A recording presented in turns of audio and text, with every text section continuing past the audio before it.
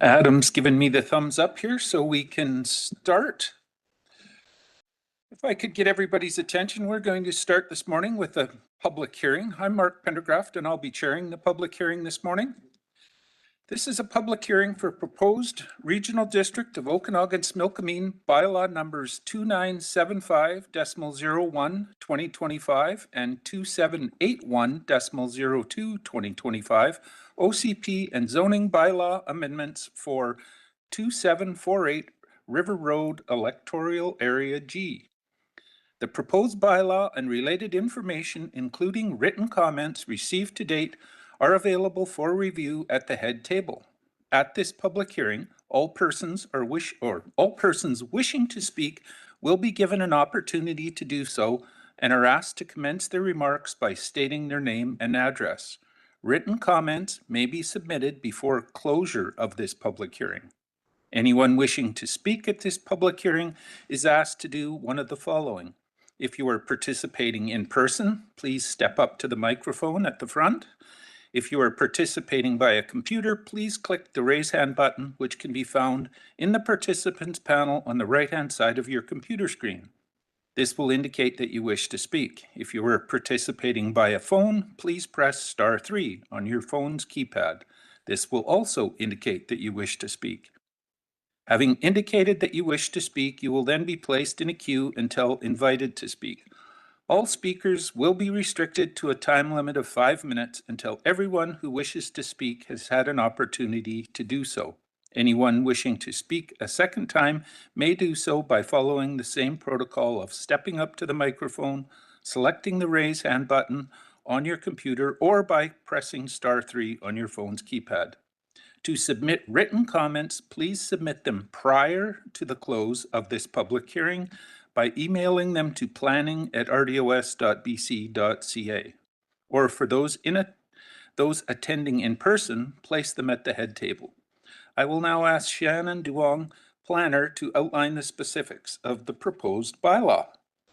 Please go ahead, Shannon. Thank you, Chair. And I've just got a quick presentation.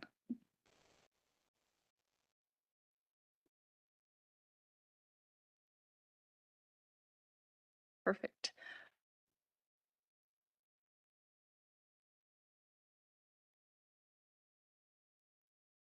So the property that is subject to this public hearing today is located at 2748 River Road.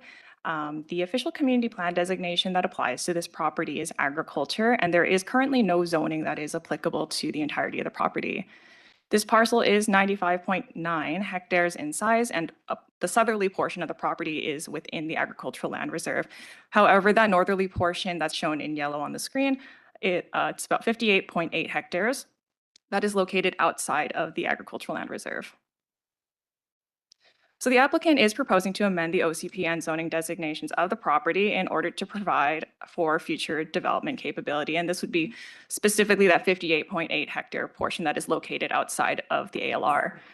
Just an important note, though, the applicant hasn't at this time provided any specific development plans, but they have indicated that they may require further subdivision to provide for some inheritance property for their children and relatives in the future. So specifically, amendment bylaw number 2975.01 proposes to change the OCP designation of that approximately 58.8 hectare portion of the property under electoral area G OCP bylaw number 2975/2022 from agriculture to small holdings. And with respect to zoning, amendment bylaw number 2781.02 proposes to apply a small holdings 3 zoning, or SH3, zoning to that 58.8 hectare portion of the property under electoral area G zoning bylaw number 2781/2017. In terms of implications of the proposed amendments, should the amendments be adopted by the board, the small holdings 3 zone would permit as principal uses agriculture and single detached dwelling, with associated accessory uses being bed and breakfast operation, home occupation, secondary suite, as well as accessory building and structures. The minimum parcel size for subdivision in the SH3 zone is 1 hectare, and the maximum density permitted in that zone is 1 principal dwelling unit and 1 secondary suite. Thank you. Okay, thank you, Shannon. I will declare the public hearing open and ask if there is anyone who wishes to speak to the proposed bylaws. If you would please come up to the front and Shannon will show you either one is fine. And if you could just press the little button in the center of the console, the green light is on. Oh, it's perfect. It is on. You're ready to go. Good morning, ladies and gentlemen. I am the owner of the property that is proposed for zoning. Presently, it doesn't have any zoning on it. Just to give you a little bit of history on this, there was a property just to the west of this property, which encompasses Copperhead Road and some properties there. A lot of years back, probably in the 90s, we had a proposal for a trailer park in that area. A local developer was wanting to put a trailer park there. No zoning on the property, so I ended up purchasing the property and subdividing it into 5-acre parcels and putting a covenant on the property that only single-family dwellings could be put on the property. That was the only way I had of stopping to have a trailer park in our neighborhood there. Um, uh, years later, there's a 6-acre parcel to the further west from that. That was that was not part of what I had purchased, but that was out of the ALR.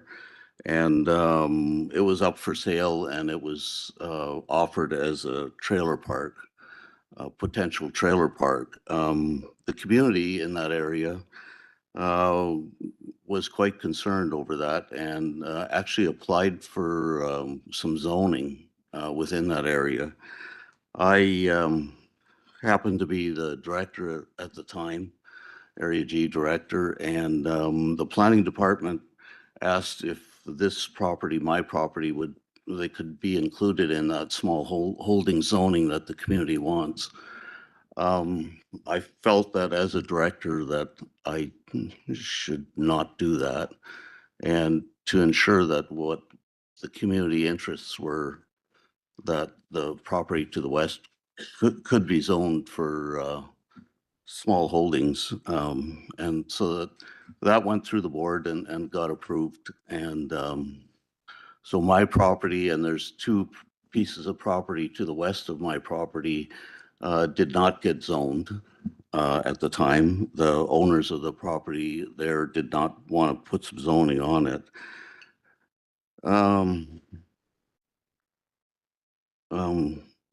So forward ahead to a few years ago when the OCP was being developed for Area G, the planning department was looking at that, and they had my property put as conservation area and agriculture. I raised some concern with the planning department at the time, and they removed the conservation designation on some of my property, but they were not willing to continue on with the small holdings zoning to the west, which was abuts my property to the west. Although they did put some designation on those 2 parcels immediately to the west that are the LR that don't have any zoning. They put that in the OCP as small holdings. I raised that issue with the planning department at the time, and they said they would put some notation in the OCP that this area could have future development. But that never ever did happen. So that's why I'm here today. Because I presently don't have any zoning, and I could put a trailer park in there, and I could put higher density development in there, but I'm willing to give that up. But I just want some certainty in the future so that I just don't want my development capabilities of my property taken away. And so that's why I'm proposing the zoning that we have today. I've talked to the neighbors that are adjacent to this property. None of them have any issues with what we're proposing. It's the same zoning that they have. And I haven't heard anybody express any concern with regard to that. So what I'm proposing today in zoning is more restrictive than I presently have. As today, no zoning would, I could put a trailer park or high density development in there. If this is approved, I won't be able to do that. And I think the community in that area would not want a trailer park or anything like that. The zoning being proposed is the same as what is west of my property and adjacent to it. I'm giving up some development rights in exchange for certainty in the future.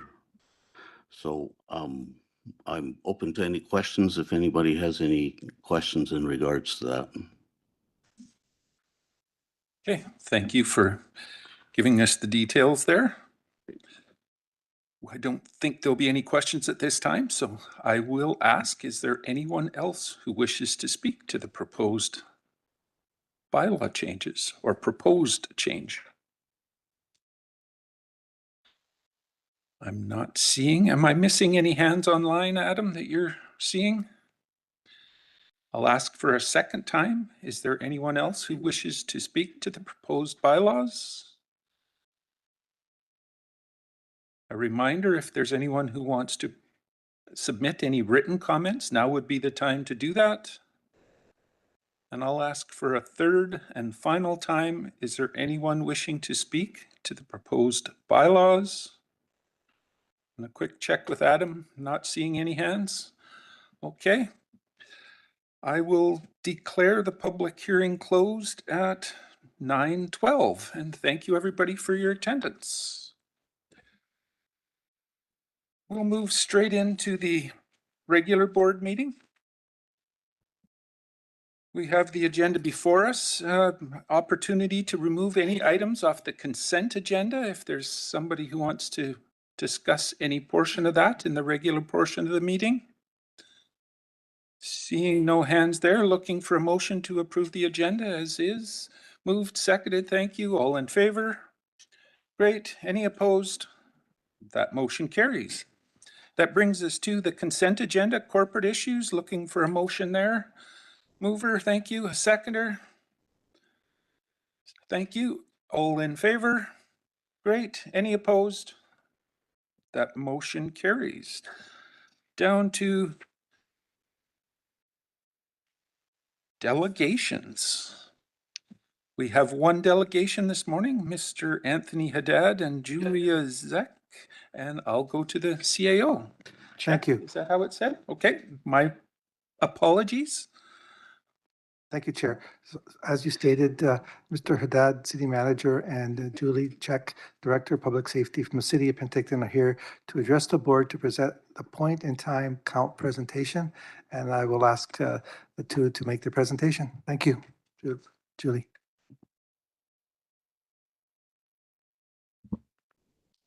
Thank you. Through the chair. Is Ms. Woodland online? I'd just like to check. We have a third delegate. I see Adams. They're bringing her in. There, she's on. She's on. Floor yours. Go ahead. Great. Thank you. And good morning, Board of Directors. It's my pleasure to be back again. My name is Julie Check. I'm the General Manager of Public Safety and Partnerships with the City of Penticton.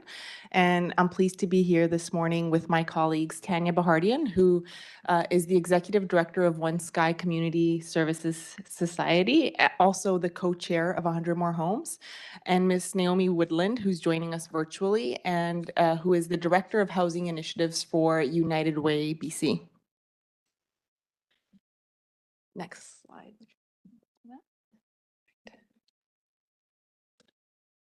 They're There just we go. Bringing it up. There you are. There we go. The title of our presentation today is One Region Working Together to Address Homelessness. So today's presentation is broken up into three key parts.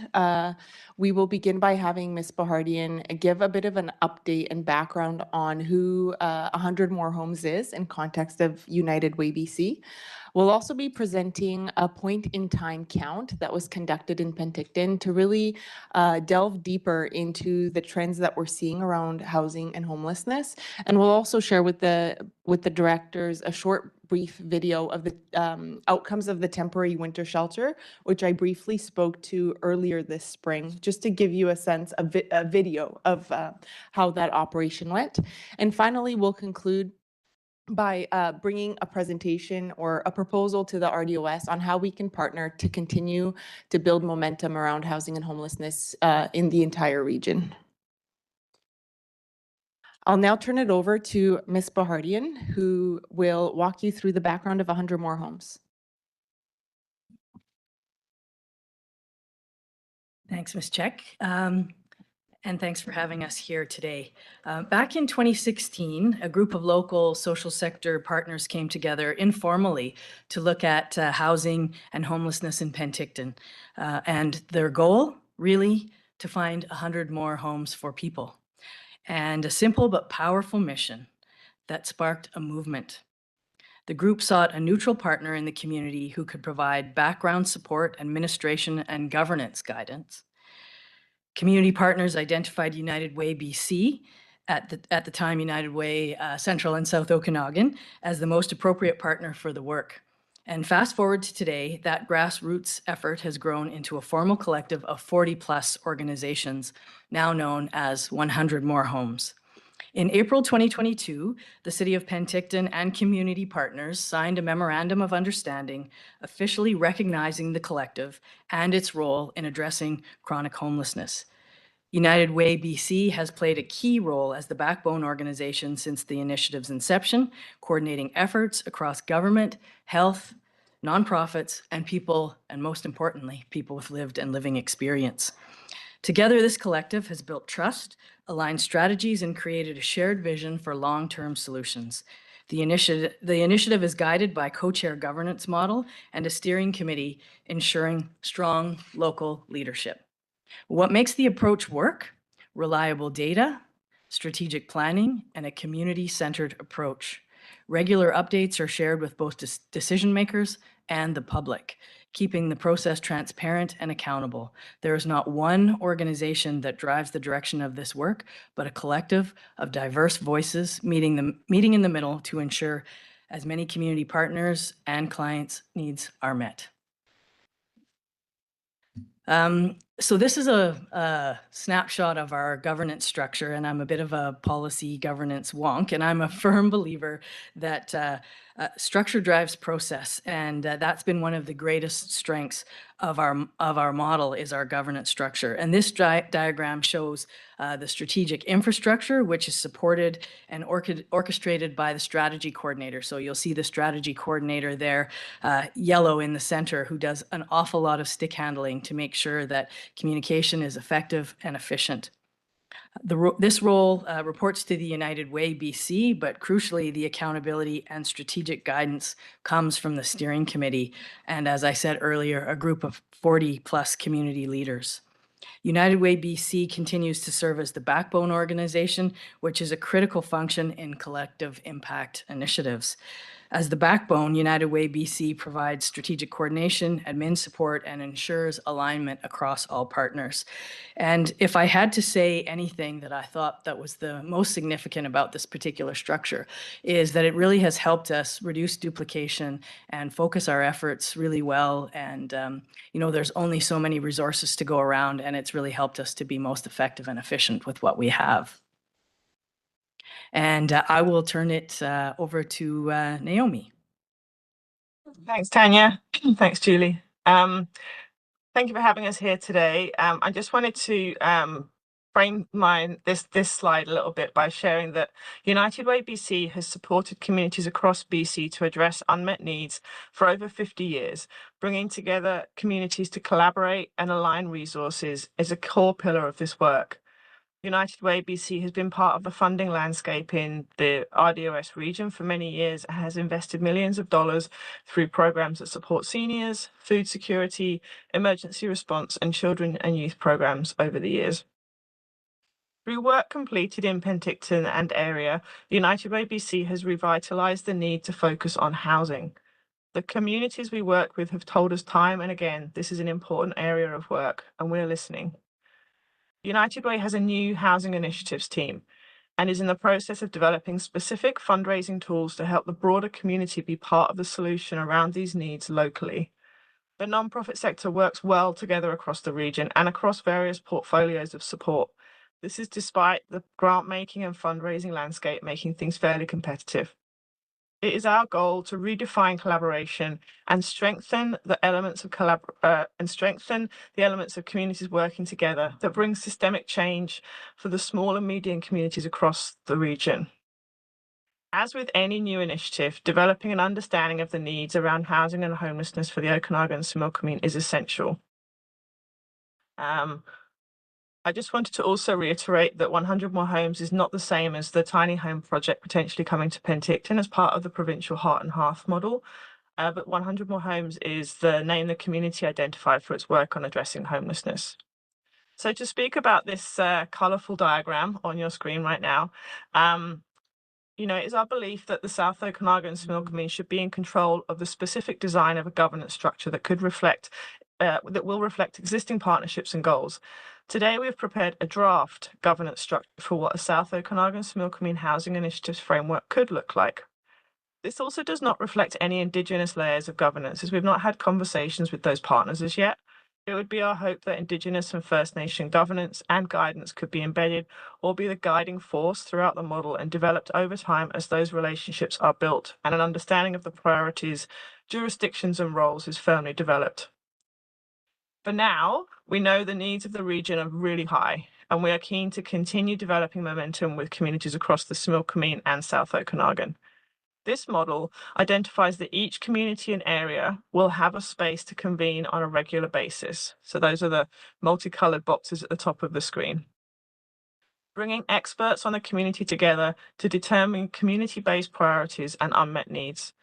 Those community tables will identify representatives best placed to sit at a regional conversation and ensure their community needs are included in broader regional discussions.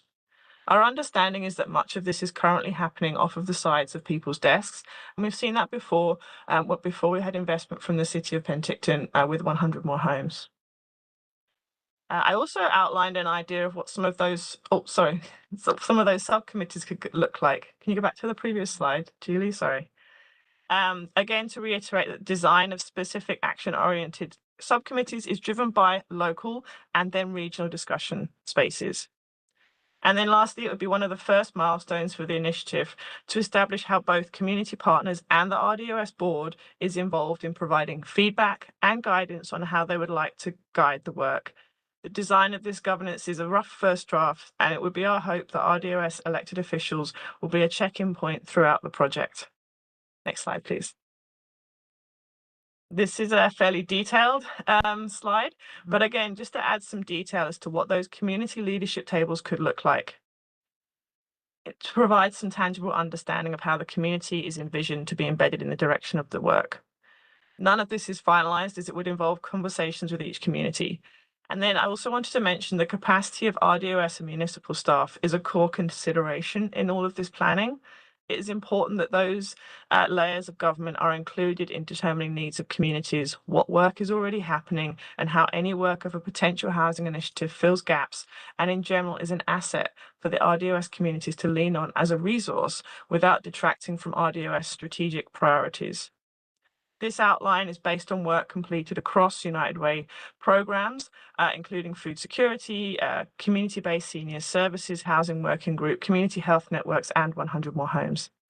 The role of addressing housing and homelessness needs doesn't sit with any one organisation. Rather, it is a network of diverse partners that come together to identify shared goals and a vision, where homelessness, when it does occur, is rare, brief, and non-recurring. Back to you, Tanya. Thanks, Naomi. And you touched a little bit on the people behind the work and the work that is yet to come with Indigenous partners. And we'd be remiss if we did not acknowledge that the work of 100 More Homes is done in the Penticton community, is on the unceded territory of the Syilx Okanagan people who have occupied and held knowledge of these lands since time immemorial. And Indigenous populations are disproportionately overrepresented in homelessness counts across BC. This work can only be done with meaningful engagement and consideration for intergenerational trauma inflicted upon First Nations, Inuit, and Métis communities by colonization. And I also want to highlight that when we talk about homelessness and housing insecurity, it's really important to recognize that there's no single cause. People lose their homes for many reasons: job loss, health challenges, family breakdowns, and more. Similarly, housing affordability is impacted by a range of factors, from rising costs to limited supply. And in Penticton, we're facing significant shortage of housing options with long wait lists and few available transitional or supportive housing units. That's why 100 More Homes places the voices of those with lived and living experience at the heart of our work, ensuring that real-life perspectives guide our strategies and solutions. Just wanted to share a little bit about the highlights of 2025 for the work of 100 More Homes. And over the past few years, our partnership with the City of Penticton has really informed the strategy and the things that we've done together. And traditionally, response to homelessness has leaned towards short-term relief, but this partnership has shifted our approach to a developmental model aiming for systemic change and prevention. In 2024, 100 More Homes supported 7 cross-sector action tables focused on key issues like youth housing, emergency response, and really importantly, data coordination. And it's been such an important part of our work to look at real data and use that data to inform the decision-making. We also had hosted 15 public engagement sessions, launched the temporary winter shelter model, and mobilized over 500 volunteer hours for community cleanups. Strategic advocacy and planning helped reduce calls to emergency services, while public-private partnerships advanced housing development. These efforts reflected a coordinated response by many local organizations, a preventative approach to homelessness, underpinned by strong collaboration between the city and United Way as a backbone organization. I'm hoping at this time we can play a short video. The link is just embedded in the slideshow itself to show the board what the operation of the 2024-2025 temporary winter shelter was. And this is an investment that the RDOS board also made into the lease costs of this operation.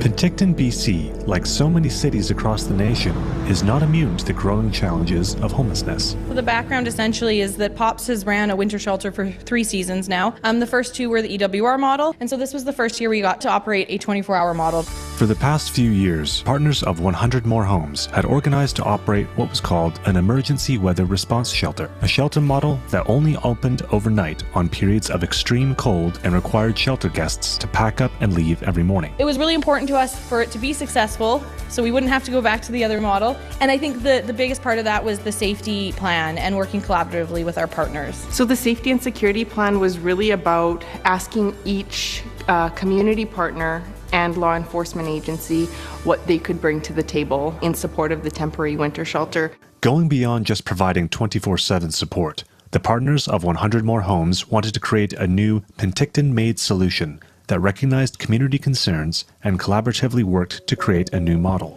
I really felt like this allowed us to have that opportunity to be a participant, that part in the conversation about being a collaborator and acknowledging that maybe we haven't always gotten it right. I think as a collaborative, we've been like a mini learning organization. And so having the voice of business, I think was really critical because we want everyone in our community to be successful. It was great to be recognized that we're a stakeholder in the community, that our businesses are affected just as much by activity going on the street as any resident. Business is all about overcoming those challenges. So why not apply those principles in this case? If they need something, if they need the resources, and it makes sense to us, then we will absolutely go to bat for them. And that's exactly what's happened here. We're all here in this room because we're attending a neighborhood forum, and that has been such a great experience throughout this entire season. We get to hear directly from neighbors and business owners in our community and get feedback, and we've made adjustments along the way because of these community engagements. At the first forum, we saw a lot of residents, business owners come in, and there was a lot of fear,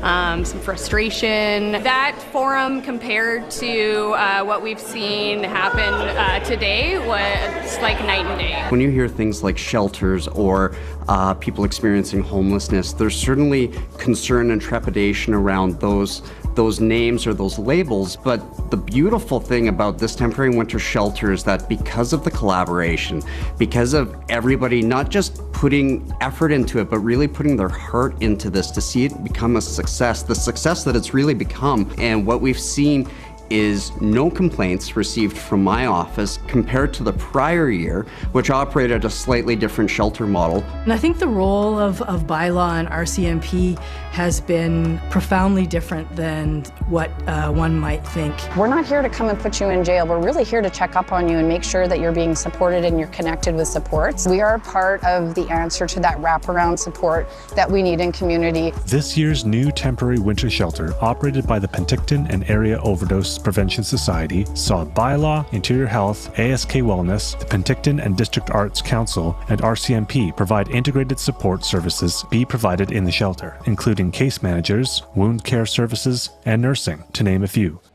It was a plan that really was co-developed with community for this unique purpose. Having those weekly conversations with partners allowed us to pivot and change on a really quick basis to address whatever immediate risks or safety issues. I know we would love to see the shelter continue, just because of the success that we've seen. People are moving past the shelter experience. They're moving into housing, and they're moving into treatment, which will eventually also see them move into housing.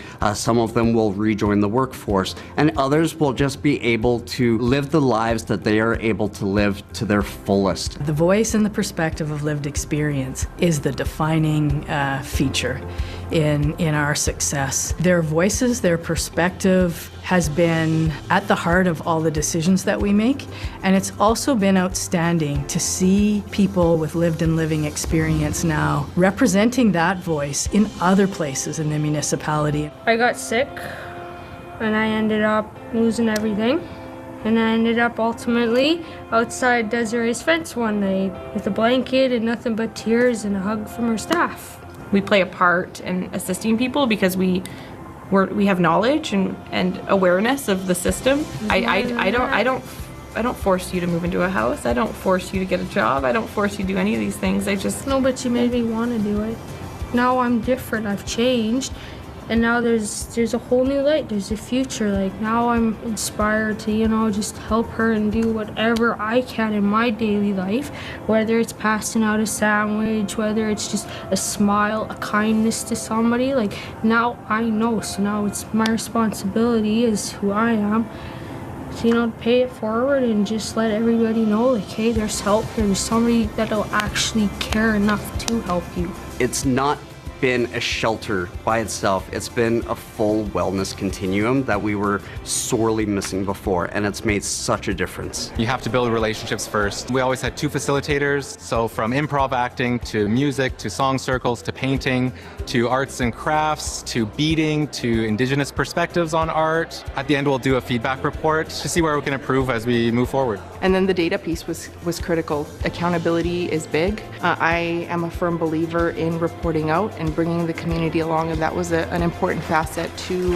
show the community how this model differs from the last one. As of today, we have had 12 people housed. We've also, as of today, had 5 people go to detox, and then 3 of those 5 people have continued on in their treatment journey and are still in treatment. I feel like not only am I a better chief of police, but I am a better human being for having been able to be a part of this. So I am grateful for that. And you know what? We're going to learn things from what happened this year, and next year it's going to be even that much better. There were a lot of heartfelt stories that were shared that I didn't expect coming out tonight. That's what matters most, is knowing that the community is being heard and is seeing that success right before their eyes. The success of the winter shelter really was each player coming to the table with their best. Being in a shelter has often made people feel like this is the end of their story, and I hope if POPs can accomplish anything, it's to make people believe that it's the beginning of their story.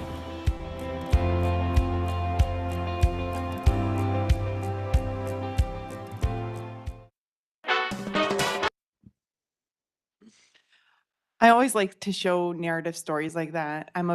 I'm big on data, but sometimes data can reduce people to numbers, and I think it's really important to remember that every single number that we're going to be walking and presenting you has a story and an experience and a background.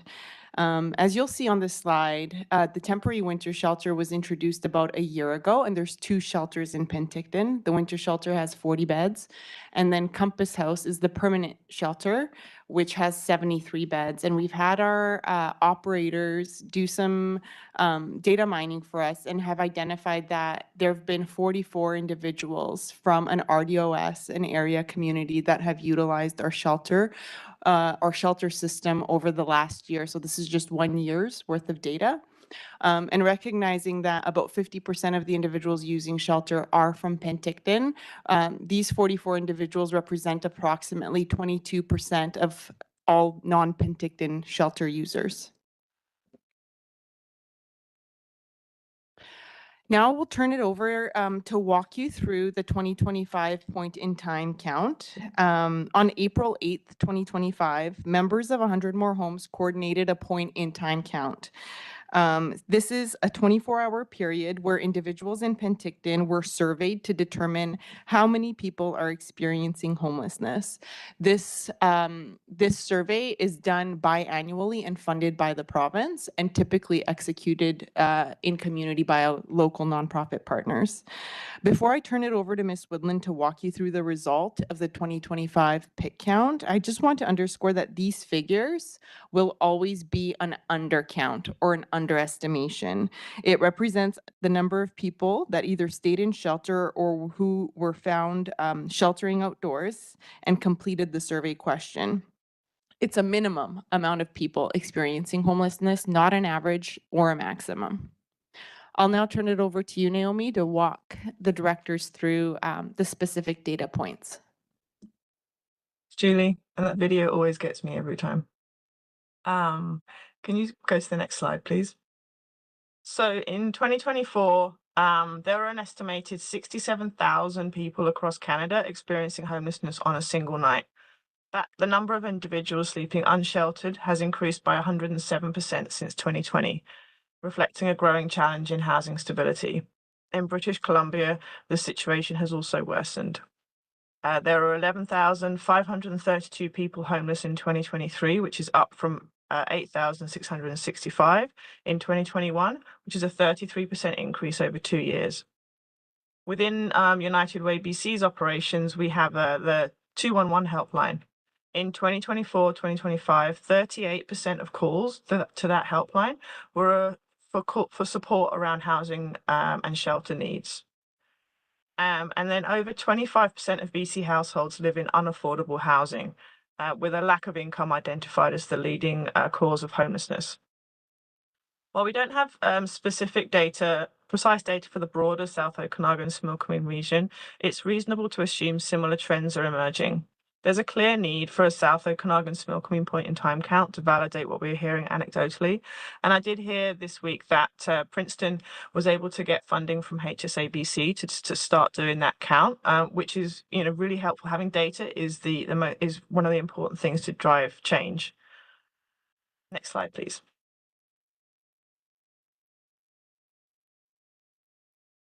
So for the Penticton point in time count, and this is specific to the city of Penticton, 194 individuals were counted as experiencing homelessness, which is up 17% from 2023.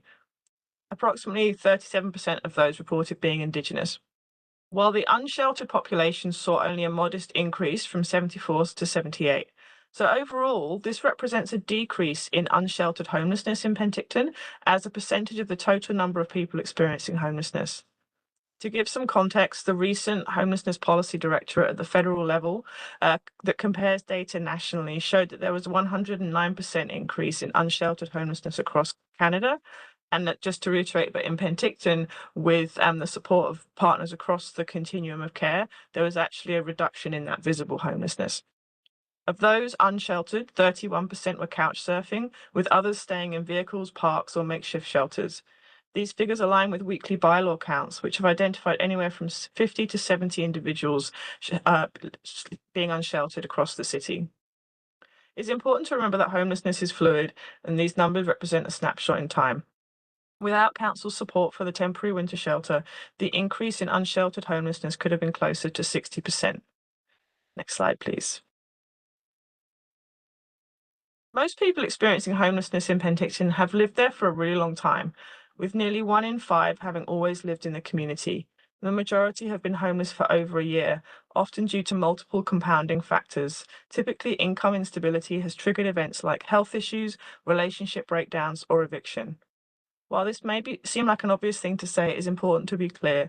The reason people become homeless is because of eviction, and the reason people become evicted is primarily due to not having enough income. A secondary reason is that the housing is unfit or unsafe, and lastly, the third most prominent reason is due to substance use. Over the last 10 years or so, the increase in the cost of housing is far exceeding the income people can earn in their home communities. For people on fixed incomes, such as seniors, the reality of living on the edge of eviction is even more pressing. Next slide, please. One of the core pieces of data that we found quite shocking in the Penticton at the point in time count this year is the troubling rise in youth homelessness. The numbers have tripled from 6% in 2023 to 18% of the total homeless population today. This isn't just a statistic, it's a call to action.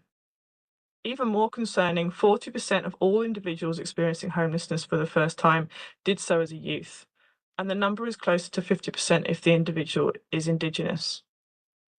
Additionally, 39% of these young people have been in foster care or youth group homes, underscoring the need for better support systems during and after their time in care.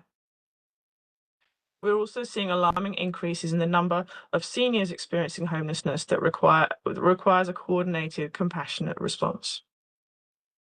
Next slide, please. This slide indicates the importance of partnerships with health providers. In Penticton, we've seen significant support from Interior Health's mental health and substance use team and outreach teams, particularly through wound care and access to medical practitioners' appointments. 78% of respondents face co-occurring health challenges, highlighting the need for integrated supports, while 5% report no mental health or substance use issues, reinforcing the importance of diverse, person-centered housing options. Through the network of action tables that 100 More Homes has established, we have been able to fill some of the gaps in accessing health services where people do not have permanent housing. Housing First is a core approach across Canada. Providing housing unconditionally is key to supporting people experiencing homelessness. The second part of Housing First is that access to healthcare and other support services is provided once an individual is housed. Next slide. This is to talk a little bit about how the work in Penticton is dovetailing with some bigger projects provincially and federally. 100 More Homes has been working closely with the city, the province, and local social sector partners throughout the summer to support the encampment response at Fairview. We're encouraged by Council's advocacy for Heart and Hearth, which directly addresses the critical gap in transitional housing identified in our data. Additional provincial support would significantly strengthen our collective efforts. As part of this momentum, Penticton and area has been selected to join the BC and Federal Coordinated Access System and HIFIS Expansion Alignment Project. We are the only non-reaching home community, and there are 15 reaching home communities across BC. Positioning the City of Penticton specifically to access better data and unlock future resources. This would not have been possible without the City of Penticton's support. It is our hope to illustrate the need to include the entire region in this work moving forward. We know that homelessness is a regional issue, as the recent UBCM resolution identified. Some key points about the alignment project is that this initiative will enable all partners to track homelessness data in a consistent real-time way, moving beyond reliance on point-in-time counts every 2 years. It will provide a clearer picture of inflow and outflow. Starting with a regional point-in-time count will really assist the Similkameen and South Okanagan in illustrating the need across communities and areas.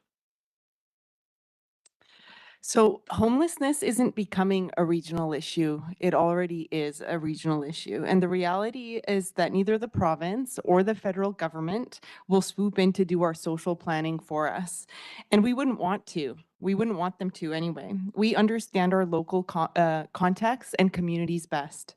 By working together across this region with the support of a neutral convener, we can build interconnected systems that prevent people from falling through the cracks. So today we're calling on a regional partnership to design solutions that make sense for our region and use the collective impact model that's been shown to bring additional successes and resources to Penticton. We'll come back to this one. Naomi also mentioned the recent UBCM resolution. In September 2025, UBCM members endorsed a special resolution urging the province to adopt a regional approach to homelessness and housing supports. This resolution makes it a UBCM priority to improve coordination across communities to ensure fair access to housing and shelter resources. So what does regionalization mean in context of homelessness? It's about coordinating services and resources across multiple municipalities and regions instead of each community working in isolation. Homelessness is complex and a province and national-wide issue. Local solutions aren't enough. A regional approach will allow communities to share resources like shelters, which we are seeing in Penticton, supportive housing, and detox facilities. It also creates consistent standards and policies and ensures better funding allocation from provincial and federal governments. The goal is to create a unified, well-funded system that closes the gaps in care. The proposal United Way is presenting gives the opportunity to get ahead of the work that will be coming in the future years through UBCM so that these issues don't escalate into crises. Naomi, maybe I'll turn it over to you to walk through what this could look like. Julie. So it's really important, as with any project, that there are specific milestones and key performance indicators to help demonstrate the impact a housing initiative can have across a region, such as the RDOS. As one community working together, it is our hope that we can use these draft milestones to guide the next steps of the project. As this is a project in the design phase, the specifics of how much capacity and support is needed from RDOS teams, for example, is not yet clear, but it would be our intention to provide RDOS with an outline of how much staff time this could take, with the goal being that RDOS strategic priorities are the focus and that this work should support impact on those priorities and not detract from it.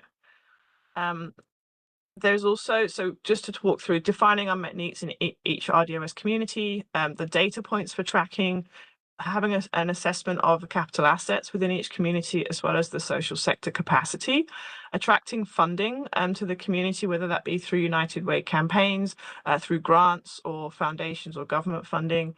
And then, as I mentioned, working with RDOS staff to make sure that RDOS specific solutions are embedded in the work.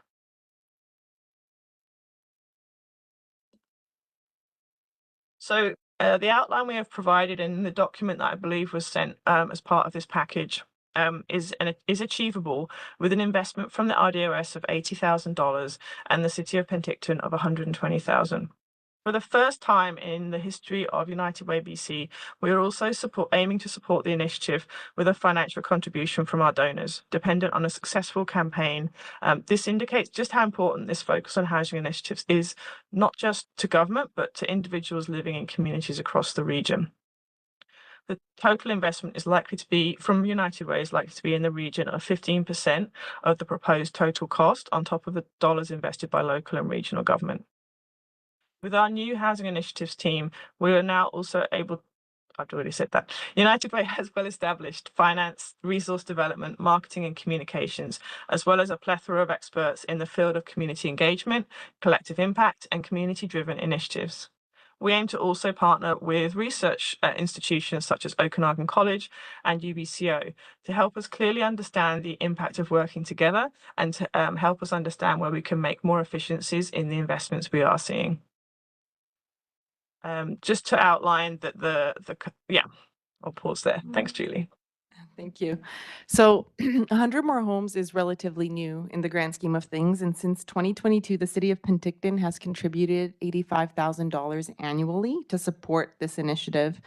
To account for inflation and an expanded scope, an increase to $120,000 per year was proposed and endorsed notionally yesterday by City Council. This increase would be tied to a renewed 3-year memorandum of understanding. In addition, the city has provided financial support for the operation of the temporary winter shelter by leasing the space from a private property owner and allowing BC Housing to operate the winter shelter. The city's contribution to this lease is also estimated at approximately $120,000 per year. And the RDOS board has also supported this effort, approving a financial contribution towards the 24-25 winter operation, totaling $4,400 between November and December 2024 and $8,800 between January and April 2025. This next slide outlines the financial implications should the RDOS board proceed with the proposal that's presented today. And with that, I will read our staff recommendation, which is that the Regional District of the Okanagan-Similkameen Board of Directors receive into the record titled A Regional Homelessness Strategy 2025 Point in Time Count, Temporary Winter Shelter Update, and 100 More Homes Funding Proposal. And that the RDOS board support a financial contribution towards the City of Penticton's 2025-2026 temporary winter shelter operation, and that the RDOS board approve a financial contribution to United Way through the Housing Initiatives team in the amount of $80,000 per year for 3 years to support the development and implementation of a regional homelessness and housing strategy. And with that, I'd like to turn it over to you for any questions or comments. Okay, thank you for your presentation. I'll check with the board if there's any questions or anybody have any thoughts? Thinking this morning. I'll start with Director Taylor and then Director Gittins. Go ahead. Ton of data, ton of information. I haven't got my head around it all.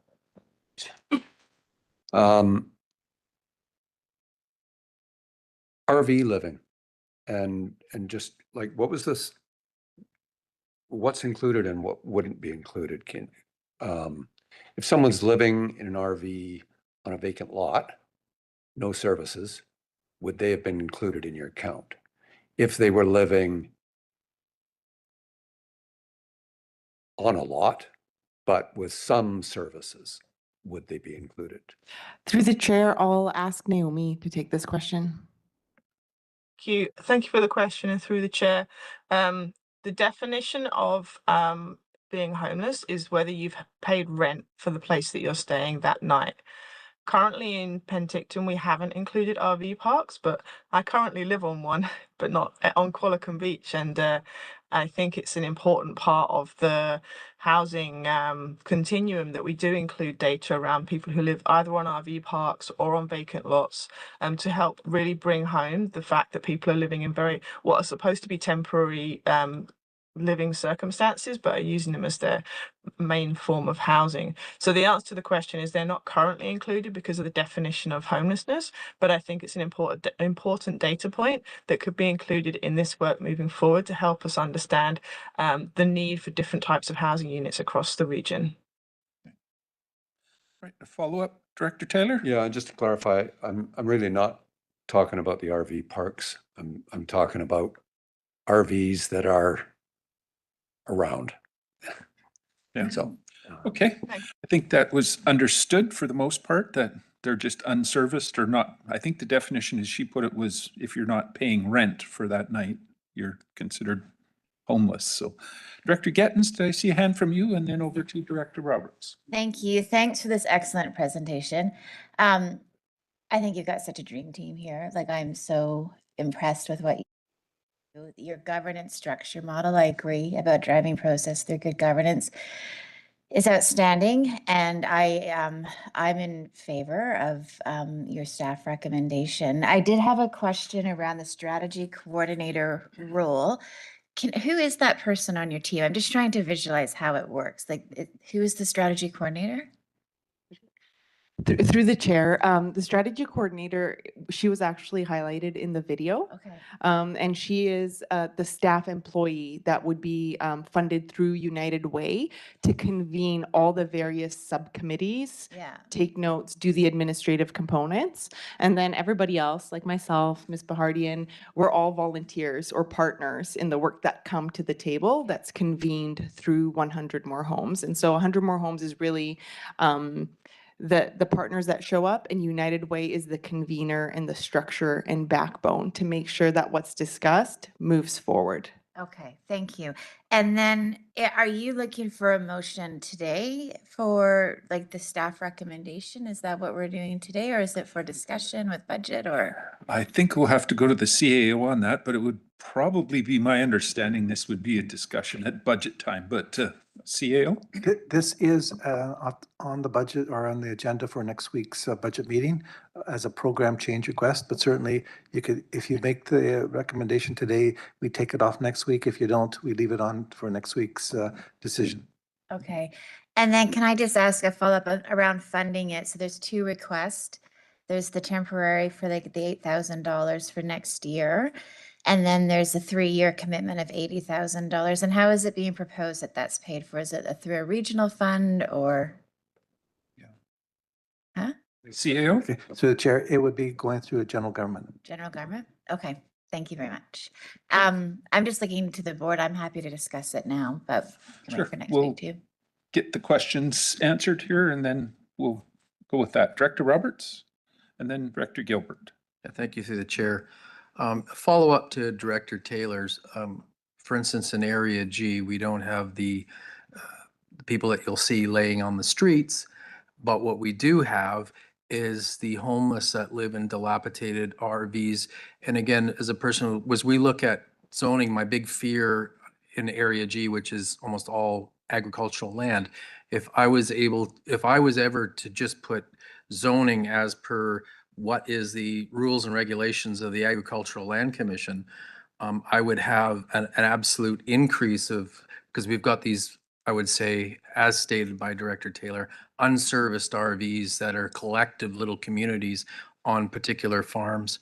We also have large, which were spoke to by the ALR to the ALC to be for agricultural workers, but they're all the low income renting that we have for the Carameas area. So the person that's providing you coffee, the person that's pumping the gas, those people are because the BC housing costs don't necessarily match, or some of these people don't fit within the certain criteria.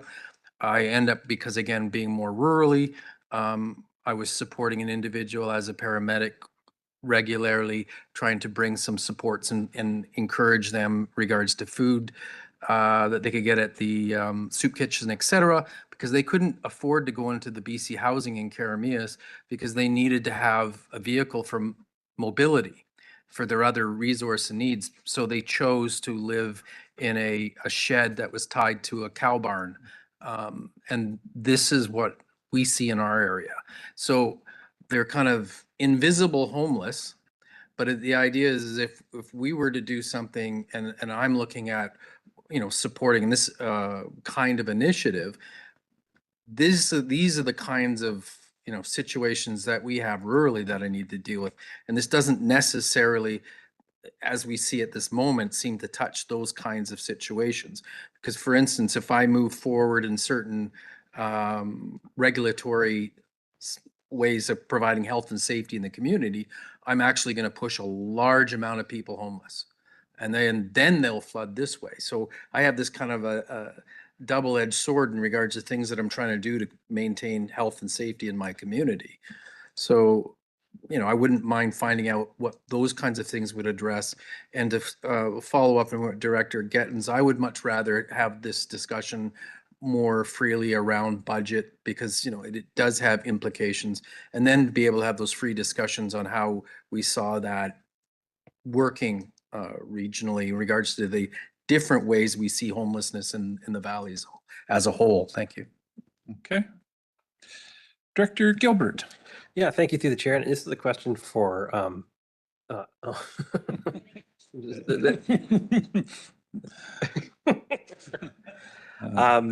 this is a question for staff too, in regards to, with this motion, this motion is, and how do we, if we were to move forward with this, how do we make it easier too for municipalities, outside of Penticton that are also looking for support for if they do an emergency winter shelter or a temporary winter shelter, to also have that regional model to make sure that we pay for it. So I know that it was said that Princeton has money to do a pit count. So if Princeton has, the opportunity to have an emergency winter shelter, a temporary winter shelter, how do we make it easier for, that, what is it for the municipality of Princeton to come to RDOS and say, hey, look, we're going to support that the emergency winter shelter or whatever it is, through it as well. I just don't want to make this as just a Penticton thing. Like, this is like, how do we make it easy for every municipality?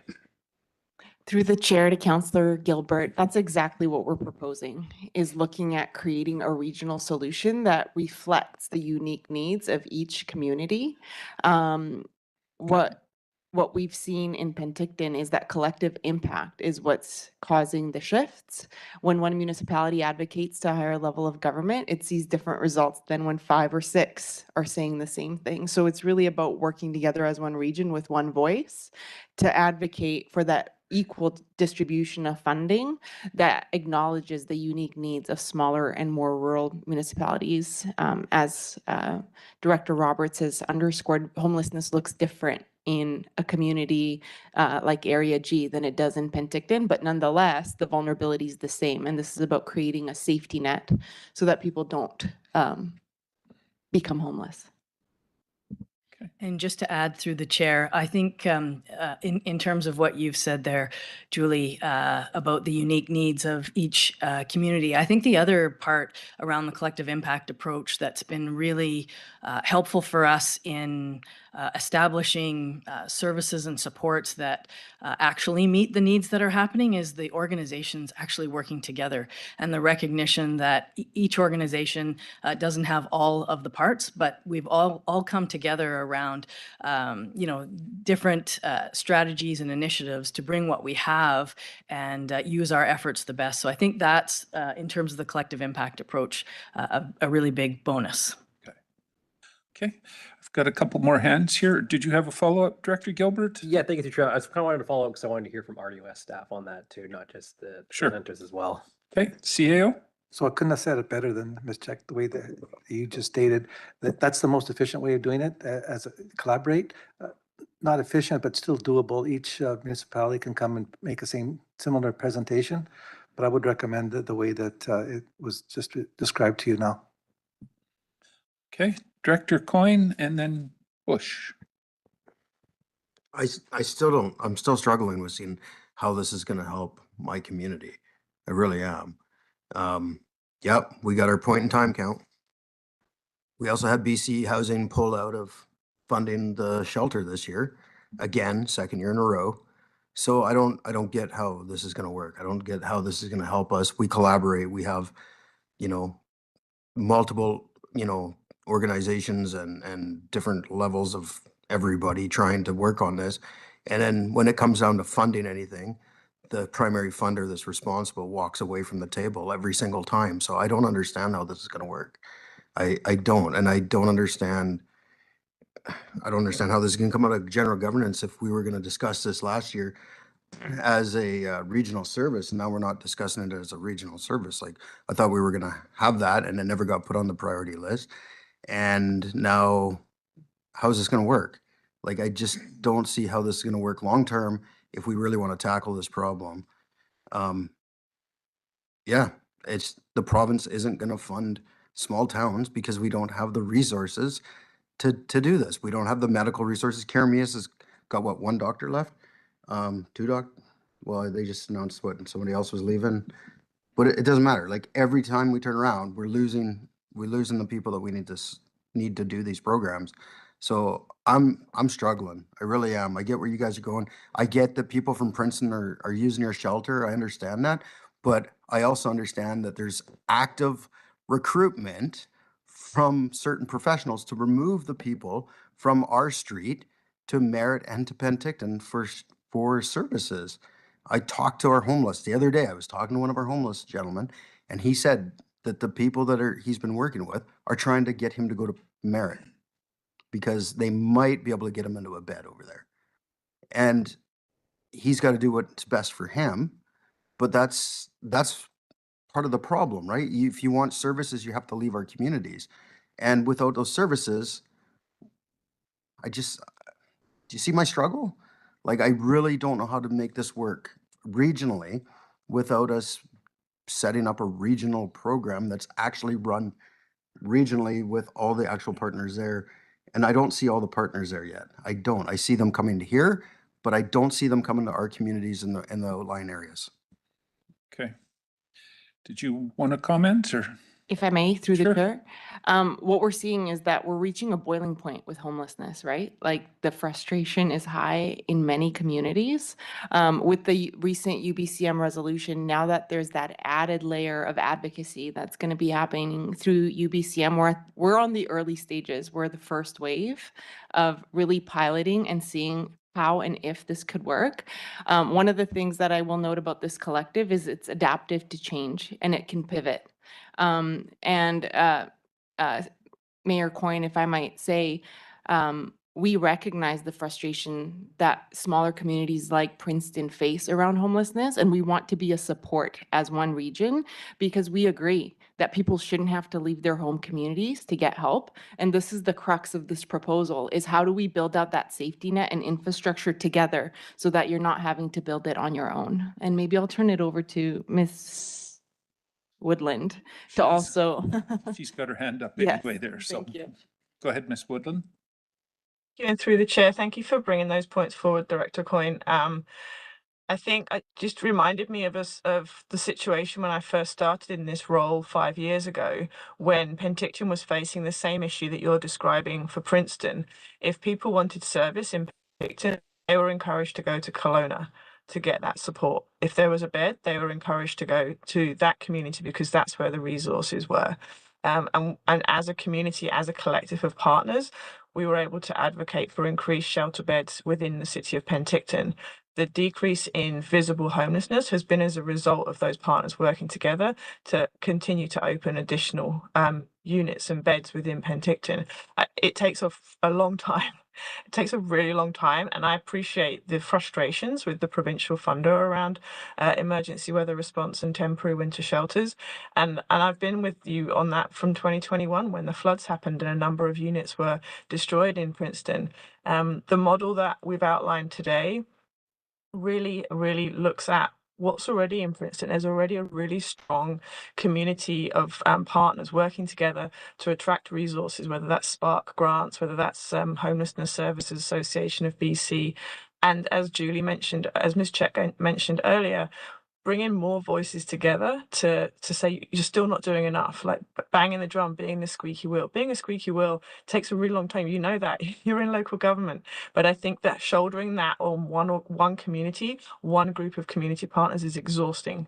Having that spread across more partners, more communities to help really elevate and amplify those needs. We've seen it work in one community, and I strongly believe it can work with all of those communities together, but still reflecting those unique needs, whether that's people living in RVs, on unserviced lots, whether that's people living on forest service roads, under bridges. Like, there needs to be local solutions. There needs to be supports within Princeton for people who've always lived in Princeton. Right.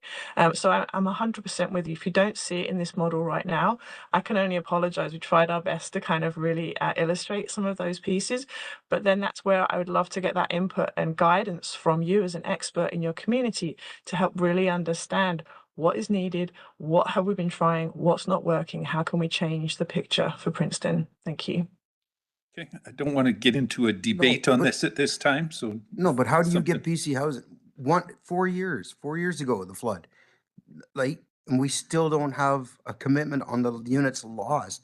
Like, they still don't have a location figured out. Like, this is our problem. Like, we can talk all we want, but until they're willing to come to the table, there's nothing. I get it's an exercise in frustration. I'm going to go to Director Bloomfield and then to you, Mr. Bush. Thank you, and through the chair and Director Coyne, I totally understand your frustration. We had the same frustration in Penticton, and we were constantly asking BC Housing for help. We were constantly asking any level of provincial government or federal government to help us with our situation in Penticton. It's only by doing the things that we've done over the past 3-4 years, 2-3 years, 4 years, where we have collected together all of the service providers in the city, and we took on this step of having United Way and 100 More Homes organize and collect the data to back up our claims. First of all, you got to go out there and collect the data. I hear a lot of frustration around the table about people not knowing exactly, what constitutes homelessness and how many homeless they've actually got in their communities. That's the first step in collecting that data, and then how you apply it. And so I think that we have proven, well, I know that we have proven in Penticton that when you present that data and some solutions to the provincial government, then they will sit up and listen. We have an offer on the table from BC Housing that we're contemplating right now in Penticton. And it's because of the approach that we made. We are the first minor community, and when I say minor, I'd say anything under 100,000 people in BC that have been selected for this Heart and Hearth program. And, and we have had other municipalities in BC phoning us and asking us how we did it. And they're in the lineup for it right behind us. And so, I think that, yes, there's a frustration level there. I understand that. I think what we've been trying to do is we've all been trying to represent our communities individually to the best of our ability, and that's great. But sometimes, you get more strength in standing united and going as a regional approach, rather than going divided and letting the provincial government deal with you in due course. As they look at Princeton and they go, okay, it's a small place, like we've got a lot of other places to deal with, and where can our money be best be spent? And that's how they think, if they spend, X number of dollars, if they spend a couple of $1 million in a large city, how many people do they take off the street? If they spend the same amount of money in Princeton, how many people do they take off the street? That might be two totally different numbers, and so they get a better return on that money. So, yeah, sorry if I'm taking up your time, but it's I think this is worthy of moving forward on as a notion. Yes, I think if we're going to spend staff time on contemplating this and putting this together, then they probably need some direction from this board of directors today to take it into the budget deliberations. Okay, I'm going to go Director Bush. Yes, yes, thanks. Yeah, so in Kermis, we have a rehab facility that's just sitting there empty. It's just so sad. I mean, I think it holds like 24 beds or something like that. It was a success while it was running. And this is where a lot of these people need to go. It's, to get rehabilitated and stuff like that. And I just don't understand why we're not using this facility and why aren't we creating more in these rural communities? Thank you. Okay, Director Rodrigo and then Monteith. Thank you through the chair. I have a question for our staff. We have a purchasing policy that looks at anything over 75,000 needs to go out to an RFP. So is in this instance, is this something that would apply? Because now we're looking at a 3-year contract going just to one company or corporation or nonprofit without going to an RFP. So at this point in time, I'm not comfortable with that decision until we have a conversation with staff on what that looks like. I also appreciate that most of the nonprofits in our area are sitting on this board and working together just for transparency for all of our residents. I think we need to be looking at what our policy states. Oh, sorry, and one more on that. Sure. We didn't really talk about this in strategic priorities, and we constantly hear that staff are overcommitted. So in the presentation, it would be a liaison from our organization that would work with United Way. We don't have a social development coordinator at this time. So who would be that contact and how much extra staff time? And then are we looking at an extra FTE? Before I go to the CAO, I think this is going to be a much larger discussion than we can deal with today. So a lot of these questions are going to need to be answered during our budget discussions. But CAO? So to the first question on the purchasing policy, this is a service, and in the purchasing policy, it waives it for a specific special service, and this will be classified under that. Also, even if it didn't, the board can override your own policy. As far as the staff member, we did ask how much work's involved. So right now, we don't know how much work's involved. So that's something that we'd have to talk to Julie and her staff to determine how much, and that would determine who would be working with them. Okay. Director Monteith? Thank you, through the chair. So I have a two-part question. I've been trying to figure out who actually sits on the 100 More Homes Committee. And then I'm looking for information whether they are Penticton-based organizations or the Okanagan-Similkameen, and if not, why not? And if we're looking at a regional project, like it kind of feels like we're planning something without having the partners already there. Like I saw the Penticton Chamber of Commerce, the Similkameen has one, Princeton has one. Like it feels like, yeah, I just looking for the partners is my first part. Okay. I'll take that one through the chair. Go ahead. There are local government partners, provincial government partners, and nonprofit partners. Some of the nonprofit partners do provide services through the South Okanagan-Similkameen region.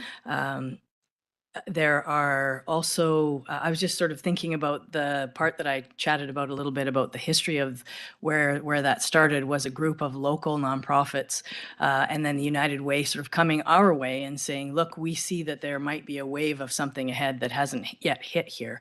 So it was that group that initially gathered. And I think that is our proposal here today is what is the structure then that could support that regional approach, and who else needs to be included in those conversations from the local communities. Okay. Follow up, Director Monteith. Thank you for explaining that. That makes a little more sense. But I guess I feel like I'm behind. Like I don't feel like I have all the same information, or like as much as 100 More Homes is presented to us, I don't feel like I know a lot about it. So I kind of feel like we either need to be more involved. What does that look like? And how does if it's a regional project, then it should be coming to this board to have those regional discussions. But I don't feel like it has been. So I kind of like, how does it work better? Because I don't feel like regional district is kind of coming along with the project. Does that make any sense? Like I like Jim, like I'm trying to figure out how do we incorporate this into exactly what we're doing? It's not in our strategic goals. It's not on our strategic plan. Like how does this move forward? CAO? I think this is the beginning with City of Penticton introducing what they're doing, and we're having a catch up, and then this board will determine if it's a yes on the $80,000, if it should be added to strategic priorities, because there will be some staff time involved and also budget time. But this is the beginning, and if the board likes to, then staff will get involved with Penticton and come back with regular reports. Okay. I've got Director Holmes, and I see a Director Coyne. So everything I've listened to around the table here is that homelessness looks different throughout the region, and it's an issue everywhere. And I could talk about till I'm blue in the face what it looks like in Summerland, and it's different again. But it all points to me that we need a regional homelessness strategy. here is a proposal to do one. I think we should get on board. Nobody else has come to us with anything better. This is such a huge issue. We got to start somewhere. This is a pretty good start. I'm prepared to support this right now. If we want to wait till budget time to discuss it more, fine. But let's just do this. We got to, stop thinking of reasons why we shouldn't be doing it. We should just be doing this. Okay, Director Gettins, and then over to Coyne. Thank you. Yeah, I totally agree with Director Holmes as well. But I also really appreciate the thoughtful conversation and the questions and making sure that we are representing. I think we do need to talk about this at budget because I don't want this to go away today. I think we do need to talk about it. And I do think we need to figure out for the communities like Princeton and Karamias that aren't getting the support that they've been asking for, how we can then leverage this regional voice to support that. So I think it needs more conversation because I think we're not a collective group quite yet. But I think we're going to get there. And it is a start that should grow, I think, with more information. I have just a quick question. Are the slides that were here, are they anywhere? I don't see them in the report or anything. Are they available, or could you please share them, the slides that were today? CAO? We can share them, but we just received this yesterday, so you'll be getting them today. That's perfect. No worries. And just apologies for my technical. Obviously, I need a tutorial. I don't know why they're all connected, and I apologize because I think it's a really important conversation, and I apologize for the distraction. So thanks. Okay, Director Coyne, and the other Director Coyne is next. Yeah. First off, sorry, Director. My watch was buzzing. That's why I looked at it. I was like, "What's going on?" Because it wouldn't stop buzzing. If I want this to come back, it is coming back on budget. I would like staff to come back with options on, if we're going to sign up for a 3-year term on this, we need a service. And I would like staff to come and present us with options at that point. I don't want this. This is a big issue. I have almost 1.2% of my population living on the street that you can see. That's not including all the people that live in Area H that we can't see, that live in RVs, and there's probably close to 100 people living rough in our collective area, which is massive for a population our size. So if we're going to do this, we need to do it right. We need to do it so it is fair and equitable. And I would like to see staff come back at budget with an option on how we do this, so that we have somebody designated to deal with this, how we're going to fund it, because just running it off the side of a desk here and isn't going to work. So I really, if I have to make a motion, I'll make that. I just don't want to see this not be dealt with. I don't want this to be done so it's not going to include everybody else. We have to have proper options. Okay, CAO? Well, to create a service establishment bylaw takes time, so it would have to be in two parts, where one of them, the board would have to make a decision and charge it strictly to the general government, and then the option then we would come back with is something the board would consider. As you know, service establishment bylaw needs public assent, etc., and that takes time, and that I don't see it happening until at least 2027, if that. But with a recommendation of how we would see it going. Okay, a follow-up quickly. Yeah, if we're looking at a 3-year commitment, I don't want to be doing this every year where it comes back and, are you going to pay for it? Aren't you going to pay for it? Like, it needs to have a service. It needs to have a place it's coming from. If it takes a year to get it through, then it takes a year to get it through, but we need to do this right. Okay, Director Coyne Senior. Yes, thank you. A couple of questions. First of all, there seems to be I'm confused. In the presentation it said $120,000, and then now they're saying $80,000, which has kind of got me mixed up as to which one is which. Like, which are we asking for? 80,000 from the regional district, and the city's putting in their 120 years at 120,000 each. I'll go to the presenter to clarify. If I may, through the chair. So the city of Penticton is dedicating 120,000 to the initiative to continue the work happening in the city of Penticton. The 80,000 request is to support designing a regional housing initiative across the whole RDOS area, and the 80,000 is a request from the RDOS directly. Okay, because out of that 80,000, we have to remember that city of Penticton's also paying 40% of that. So that's important for the Penticton taxpayers. But the other thing that I'm seeing here today that this is a very heated, we could get into a really heated and personal discussion on this topic, but I think from the massive overload of information and graphs and technical stuff that you presented in your 8-minute thing is way too much stuff for us to absorb. Most of us have no clue of what's going on in this world. And I think that we need to have, before we can possibly make a really informed decision on this, as the other director Coyne said, we need to do this right if we're going to do it.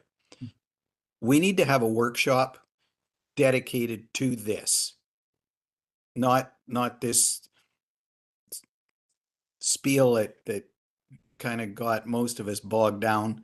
I believe anyways, at least I am, that we need to be able to have some time to talk about this in a half day or whatever workshop, because this is a really important discussion item, and we need to move forward on something with this. So thank you. Okay, thanks for that. I'm going to go to Director Taylor, and then I think we better move on. So go ahead, Director Taylor. Yeah, I'm in support of this. I've been in support of it since the first presentation. Devil's in the details. So I would like to see some more work on the governance and the reporting back. Like, if we're going to put in money, then I don't want to just commit to the 80 grand, but not have any hand on the steering wheel. So that would need to be, I'd like to see that as part of the thing. And maybe that's what comes out of the workshop and stuff like that. I could see us making a commitment and then talking more about the how, because I agree with all the concerns, but I think if we don't get started with something, it's going to be a long time. So let's commit ourselves and then figure the how with some workshop or whatever. And governance and reporting have to go hand in hand with a check. Okay. Well, thank you very much for the presentation. It's much appreciated, and obviously there's a lot yet to discuss, but generally it looks promising. That's all I can say at this point. That moves us on in the agenda to development services, building inspection, building bylaw infraction. So I will go to the CAO. Thank you. The purpose of this report is to seek direction from the Regional District Board regarding enforcement against the property owners of 7608 Island Road, and it's in regards to a permit which has expired and requires inspection, which has not been completed. There is, you got the presentation up? The recommendation? It's a recommendation. So I'll read the recommendation. That section 302 of the notice entitled section 302 of the Local Government Act and section 57 of the Community Charter made applicable to the Regional District by section 302 of the Local Government Act be filed against the title of lands described as District Lot 24505, that certain works have been undertaken on the lands contrary to the Regional District Okanagan-Similkameen Bylaw 2805-2018. Staff's here to answer any questions you may have. Okay, before I go to Director Chahal, I'm just going to ask if the individual applicant or agent for this property is in the room or online and wanted to address the board quickly? Not seeing any hands in the room. Am I missing anybody online, Adam? Okay, I'll go to Director Chahal for direction. Thank you. Through the chair, I would like to move the administrative recommendation. Okay, moved, seconded, it's on the floor. Any discussion, Director Taylor? Yeah, through the chair to staff, I'd like to better understand the situation with the septic. Is there a licensed septic field or not? Over to staff. So there was a requirement to upgrade it. We never received the confirmation that that was done. Okay. So the permit was issued, they've completed everything, but that was the final outstanding item. Any follow-up on that, Director? Yeah, Taylor? just, I guess to the group at large, this is, for me, this is where I get into trouble because without adequate sanitation, I feel that it's a concern. So from my perspective, I would be more comfortable with going the next step further, which is some form of legal action, I think. Okay, right now the recommendation is the notice on title. Any other discussion on this? Not seeing any other hands, and the motion that is moved and seconded is on the screen there before us. I'm going to call the question, corporate vote. All those in favor? Thank you. Any opposed? Director Taylor opposes. That motion does carry. That brings us down to Section D, Development Services, Fees and Charges, Bylaw Amendment D1. Over to the CAO. Thank you. The proposed amendment to the Regional District Fees and Charges Bylaw 3097-2025 are being intended to introduce a new provision to allow for the recoup of legal fees associated with the preparation of legal documents such as statutory covenants and phase development agreements associated with applications seeking to amend an official community bylaw or a zoning bylaw. Staff is here to answer any questions you may have. Hey, direction of the board on this one? Someone prepared to move this one? Everybody's looking. Mover? Is there a seconder? Thank you. Any discussion? Not seeing any hands at this time. This is a corporate vote, so I will call the question. All those in favor? Thank you. Any opposed? That motion carries. Down to D2, Official Community Plan, OCP, and Zoning Bylaw Amendment in Area G. Over to the CAO. Yes. Hold on, please.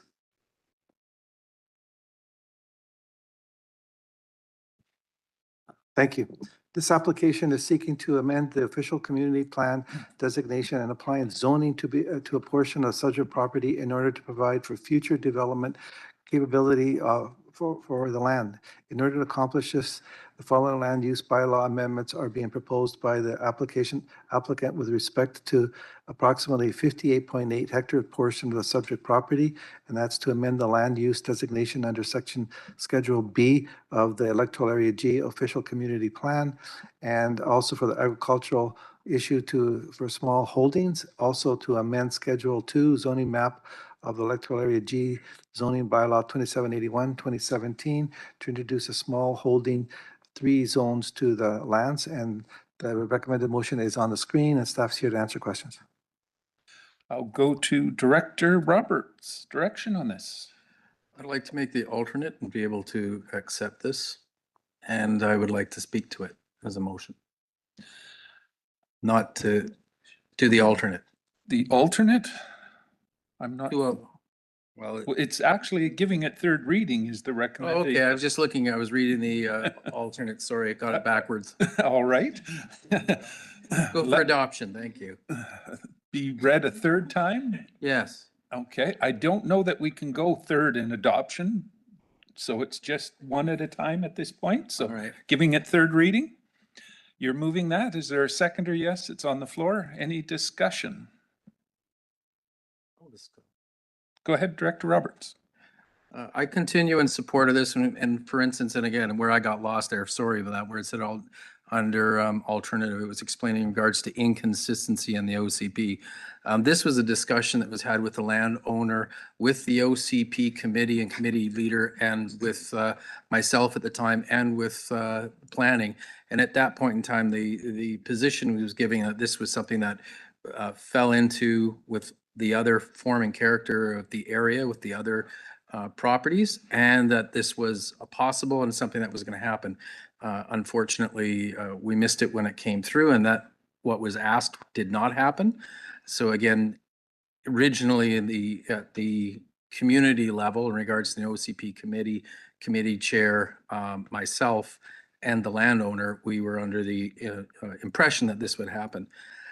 In these particular areas and these small holdings along River Road in that area, they are producing. They're farms, vineyards, very similar to the small holdings in the area that I live in, where we have ground crops and orchards and livestock. So a lot of this stuff, in regards to the agricultural component of it, it actually supports it. The community supports it in regards to the kind of rural living that we want. And there's not a lot of other places like that. So there's a lot of support for this particular possibility moving forward. Thank you. Okay, any other discussion on this? Not seeing any hands. This is a rural vote, so I'll call the question. All those in favor? Thank you. Any opposed? That motion carries. Over to D3, a zoning bylaw amendment in Area I, CAO.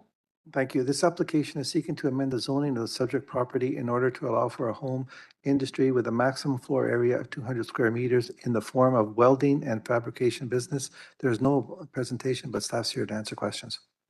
Go to Director Monteith. Direction on this one. Thank you. I'll make the administrative recommendation. Okay, you're moving adoption, moved and seconded. It's on the floor. Any discussion or questions on this one? Again, not seeing any hands and a rural vote. All those in favor? Thank you. Any opposed? That motion carries. Down to Section E, Community Services, an update on the BC tree fruits artifacts, CAO. Thank you. So this was Director Knodl's passionate where he did help save the artifacts. It is an informational report. It's previous board discussions and budget provisions regarding BC tree fruit artifact storage and preservation was adopted by the board for a 1-year storage. That 1 year is up, and staff has been able to transfer the artifacts with the help of the Heritage Society and Oliver to the museum in Kelowna. Staff's here to answer questions that you may have. Okay, any discussion? This is just for information, so there's no motion required, but questions? Go ahead, Director Federico. Thank you, through Chair. Do we know if any of this will be digitized so it's available for anyone throughout the province to view? Over to staff. Thank you. Great question. In working with the Kelowna Museum, it was their intent to do so. They actually do have a significant amount of BC tree fruits artifacts from elsewhere in the province. So it is part of a much broader project that they have. They have not committed to a timeline. Of course, it's a substantial amount of work, but in working with the Kelowna Museum, it certainly felt like this was the perfect fit for these artifacts, and it is part of a broader project that I do understand will ultimately be digitized, but it may take some time. Okay, any other discussion or questions on this? Not seeing any hands. Moving on to finance, landfill customer accounts policy, CAO. Thank you. This is to ensure that the regional district's landfill customer account policy is relevant and reduce the risk of payments for the users of the landfill. There is a PowerPoint presentation. I would recommend that the board sees it before they see the recommendation, which is on the board. Okay. I'll turn it over to Noel and company for the brief presentation. Okay, thank you. Good morning, everyone. So today we just quickly wanted to walk you through just some of the key changes that our revised policy has. Oh, there. As you all know, it was most recently amended to update important payment terms and deadlines.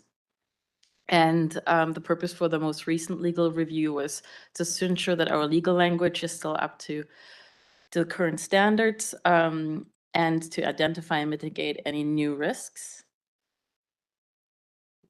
Out of that legal review, the findings and recommendations that we have received was that the actual policy itself should only focus on policy-related matters, as right now we have a lot of provisions in the policy that actually should be in the application and agreement for the customer account agreement.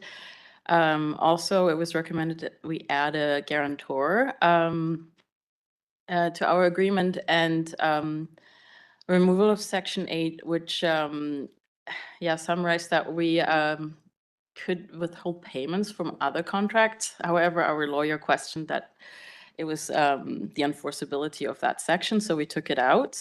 And we also added some other minor housekeeping issues to that. So just to give you a brief background on what we currently do to mitigate our risk. When we receive our applications, we review the applications and we talk to all the references that are provided. If any of the references aren't glowing, or maybe it's a new company and they don't have any references to provide, we do request a letter of credit. And that might be, we might hold it for a year if they have proven to us that they have, good payment, they pay us on time all the time, then we will release the letter of credit. The next one is require a guarantor, which is a new component in this brand new update, and that will actually provide another layer of protection for us. We do monitor the landfill receivables monthly. We flag any balances that are over 15,000, and because once they get to 15,000, we can actually invoice them weekly rather than monthly. And we contact customers immediately with overdue accounts, and we work with them to arrange payments. So we were asked to provide a summary of what we currently are holding in receivables. The ones that are current, so they haven't yet met the 30-day payment deadline, we're at 289,000. Of that, 254,000 of it is made up of invoices from our 3 major haulers. We have no collection issues with our major haulers. We've had them for years, no collection issues at all. In the 30 to 60-day past due category, we're at 140,000. And again, 135,000 of that is made up of invoices from our 3 major haulers. The reason why they might show up in this category is that they typically pay around that 30-day point. Sometimes it might be a few days after, so it bumps them into this category. Also, payments might be delayed if they have any appeals on any of the loads that came through. So they might have an invoice it could be 20 or 30 loads on it, and there might be one load that they're appealing. So they will pay the portion of the invoice that they're satisfied with, and then they will withhold the portion that they're appealing. So, there can be some dollars that are going to slip into that 30 to 60-day category until those appeals are dealt with. In the 60 to 90-day past due category, it's a very small number. We are currently working with these customers to make payment arrangements. There are a handful of them, and again, they are quite small. And in the 90-plus day category, which is probably the one most of you want to hear about, we're at 62,000. It is made up of 5 accounts. 3 of them we have connected with the customers. We are working on payment arrangements with them. We have one that has gone out of business, and it's about $3,000. We will very likely have to write that one off. I can say, though, in my 12 years here, the write-offs, other than one, it is so rare. Even in the last 5 years, I don't know that we've even had any. It's very, very rare. And then finally, we do have one that has been fairly non-responsive, and We are doing our best, but unfortunately, this one might be one that we will have to take the next step and go to collections with. And again, I can say in 12 years, we've never had one go to collections.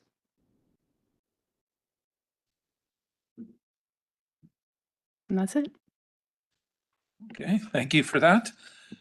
Any questions or direction from the board on this one?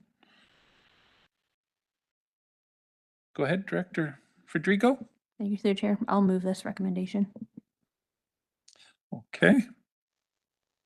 Is there anything to move on this one, or is there, can we bring up that motion? Just so we have it in front of us. We're getting spoiled having had it before, so. There's a mover for it. Is there a seconder? It's on the floor. And any further discussion? Not seeing any hands. We'll call the question on this. All those in favor? Thank you. Any opposed? That motion carries. Down to Legislative Services, G1, Sage Mesa Assent Vote, CAO. Thank you. This is to establish a date for the assent vote for Sage Mesa Water System Establishment Bylaw 3075-2024 and Sage Mesa Water System Loan Authorization Bylaw 3076-2024, and to correct wording in the loan authorization bylaw. The recommended motion is on the screen. And if you have any questions, staff's here to answer them. Okay, I'll go to Director Gettin's direction on this one. Thanks. I'll move the recommendation, and if I can get a second, I just have a question. Okay, It's seconded. It's on the floor. Go ahead. I just hoping that the CAO or RCO could just explain the change in the bylaw, the correction in the bylaw. Sure. Over to Ms. Batten. Thank you, Mr. Chair. So the change that we had to make was the original, when the bylaw came to the board for first, second, and third reading originally, it had included the words operate and maintain, which should not have been in the loan authorization bylaw. The loan authorization bylaw is only for the upgrade of the Sage Mesa water system. So those are the words we have removed. Okay, thanks for that. Anything further, Director Gettins? Yeah, I just wanted to just quickly check in with the next steps and when citizens can expect to hear from the RDOS and just outline the referendum timeline. And I think Tracy, you'll probably do a better job at this than I will, but I'm just wondering, citizens, would like information, and when would they hear back from the province, and about how long does this next process take, and why are we doing the April 12th date? Thank you, Mr. Chair. Go ahead. So what happens next is if this bylaw receives third reading, we need to send it down to the province along with the service establishment bylaw, and we need provincial approval. That does usually, we like to give the province 6 to 8 weeks to turn that around, and they have had, from what we understand, a bit of a backup from their labor situation. And so once we receive that back, we will start our legislative process of advertising. And we will be updating our regional connections webpage with all of the dates that people who are eligible to vote will need to know. We will have an advance poll and also a general voting day, which will be the April 11th date, I believe it is. And the question is a prescribed question. We are required by the province to word this question in this way. So that is why you're seeing the wording as it is being presented. Is there any other questions I can answer? No, I think that's great. I think we just have a group of citizens, or probably a lot of citizens, looking for more information to help make this decision. If I can just take 2 minutes just to add a few comments around that. Thank you so much. So we've been asked from citizens just to get some more details around the cost of connections and the conversation with the city. And the only certainty really that we can offer right now is what's in the McElhaney report, which is that worst case scenario. And there's a little bit of a misunderstanding, maybe I'm thinking from for some folks. And then I want to just make it clear that the assessment actually came from a third party. The regional district didn't put forward this number. This is what the McElhaney report did, was to give us that number. It's actually 3 phases of work. The first phase is about $10 million. The second phase is 6.2. to 8.3 million. And there's 2 water treatment and water supply options that are supplied in that. So of the $33 million, it's the 6.2 to 8.3 million. There's 2 potential water source treatment plants. The least expensive is connecting with the city, but the backup is the standalone treatment plant for just Sage Mesa water. And the reason we've got those is in case there's an agreement that could be made with the city. So Milkahany had to give us an alternate source of water. What the staff are now doing is working on a pre-feasibility study, looking at another viable option. And if that option turns out to be a joint ownership with a water treatment plant, and it looks like it's viable and cost effective, then we'll keep moving forward. But to expect a lot of details and the final agreements to be done prior to the referendum date is not likely. There's a couple of years of work and about $10 million that needs to happen for Sage Mesa before they can even connect to another water source. This is going to be a long conversation, multi-year conversation. So I just want to make that part as clear as possible. And it's like what we discussed last year or last board meeting around the questions around partnership. The work is, we know what the work needs to be. Do you want to partner with the regional district or do you want to partner with the province on it? The other part too that I wanted to say is that I'm getting asked a lot of questions on what happens if there's a no vote. I think that's a very reasonable request for citizens. And I have been working with James Mack for Walrus for months. And he is not really giving me a lot more, but he does say the Comptroller of Water Rights will likely submit a rate application seeking to increase rates to address the funds needed for critical engineering work. Ratepayers will have an opportunity to review that application and provide comments before a decision is made. It's a statutory process. Depending on the comments and questions received, the tie alignment process will follow. So I've asked him if he could commit to setting those rates or filling the application before the April referendum, and he will not make that commitment to me. He says it's a statutory process. I find that frustrating. I think you could come up with a rate and just give us something. So I have been working with our MLA Boltby, and also Donegal Wilson has been in touch as well. And this is a provincial level conversation. We don't have the influence of the controller, but they're trying to get that information. I think it's a valid question for ratepayers. We cannot provide that information here. The third conversation that we're having a lot is around legalities. Like, can citizens sue, and can the province for negligence? If we accept, if the system is acquired, do they then lose the ability to make these claims against the province?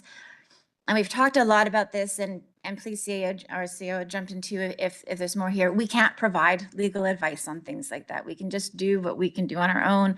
I believe we can't share any legal opinions that we have. There's been several freedom of information requests for it. But if there's anything to add on that, and then I just have one final comment. I'm looking at the CEO for any legal. CAO? On the legal requests, a lot of the individuals went to the Freedom of Information Department, I'll call it, and it came back that we have the right to withhold it. And if they would like to, these residents have the right to get their own legal opinion. Yeah. So that's something that I would recommend to them if it's that important to them. However, I think they received the same information that we are in the right and we don't have to release it. Thank you. And just Solicitors a client privilege. So just as a quick follow-up, and for citizens, I know that sounds like we're not being transparent, but the legal opinion that the regional district would get is for the corporation, not for citizens or customers of a private company. So if you think there's something there and you think you need to investigate that further, our legal opinion is for this corporation. It wouldn't help you get to whatever you think you should be getting to. And then just finally, the freedom of information. If there's any way that we can just share that information out with everybody or something, because I know our staff's getting bogged down with it. I don't know how that works exactly, but if you are looking for a conversation between the regional district and the province, you can make as a citizen that same request to the province, and then their staff have to do it. And I'm just asking that because we have a small group of staff here, and we have people that are putting off important work that they need to do to fulfill these freedom of information. So if you're looking for it, the province has to give you the exact same information that we have to give you. So I'm just putting a plug in to help our staff out a little bit. Always happy to take more questions from Sage Mesa citizens. Please just go to that regional connections page. As soon as we have more information here back from the province, we will share that information. Your MLA is feeling positive that she's going to get more information around a no vote and what that looks like. And I think we're good to go with that. Okay. Thank you, Director Gettins. Director Bush? Yeah, so when there's so much up in the air, why are we going ahead with the referendum at this point in time? I think that was sort of explained, but go ahead, Director Gettens. I think we need to go, the reason we're going for referendum and when there's so much information in the air is because it's such a long and complicated process. It's a massive project. It's been severely neglected. And the amount of money and effort that has to be put in to get more and more details is just beyond our capacity without a budget for it at the regional district. Like we can't keep asking our engineering staff to get more details when we can't have a way to pay for it. So that's why we've had projects bumped, because staff are spending so much time on it. If the province, if the province has the access to the reserve funds, if they want to do more studies, which is hopefully the more information they'll give, or not more studies, or the more rates and more details, they can. But right now, we don't have a way of paying for it here. And so we need to figure that out. And I don't think we're ever going to really get the details that people can use to make a decision until we're in the process and we're a few years down the road. Because that first phase of work is $10 million. That's just for addressing distribution leaks, inadequate fire flow, and a reservoir that's failing. We're not even talking about sourcing new water until that's done. It's just a long and big conversation. And can I just, before I go to you, Director Bush, the important thing is this is not our system. So we can't do anything further until we acquire the system or not. That's really what this referendum is about. So Director Bush? Exactly, but if it's turned down, which, you know, from all I understand, from what I hear, it's going to be, but I know we can't predict that, but we're no further ahead, right? That's a decision the residents will have to make. So. Yeah, so we spend all this money for nothing. So any other discussion on this? We have the motion on the floor and it's on the screen there in front of us. I'm going to call the question. All those in favor? Thank you. Any opposed? Director Bush opposed, but the motion does carry. Down to G2, South Okanagan Conservation Fund funding change request, CAO.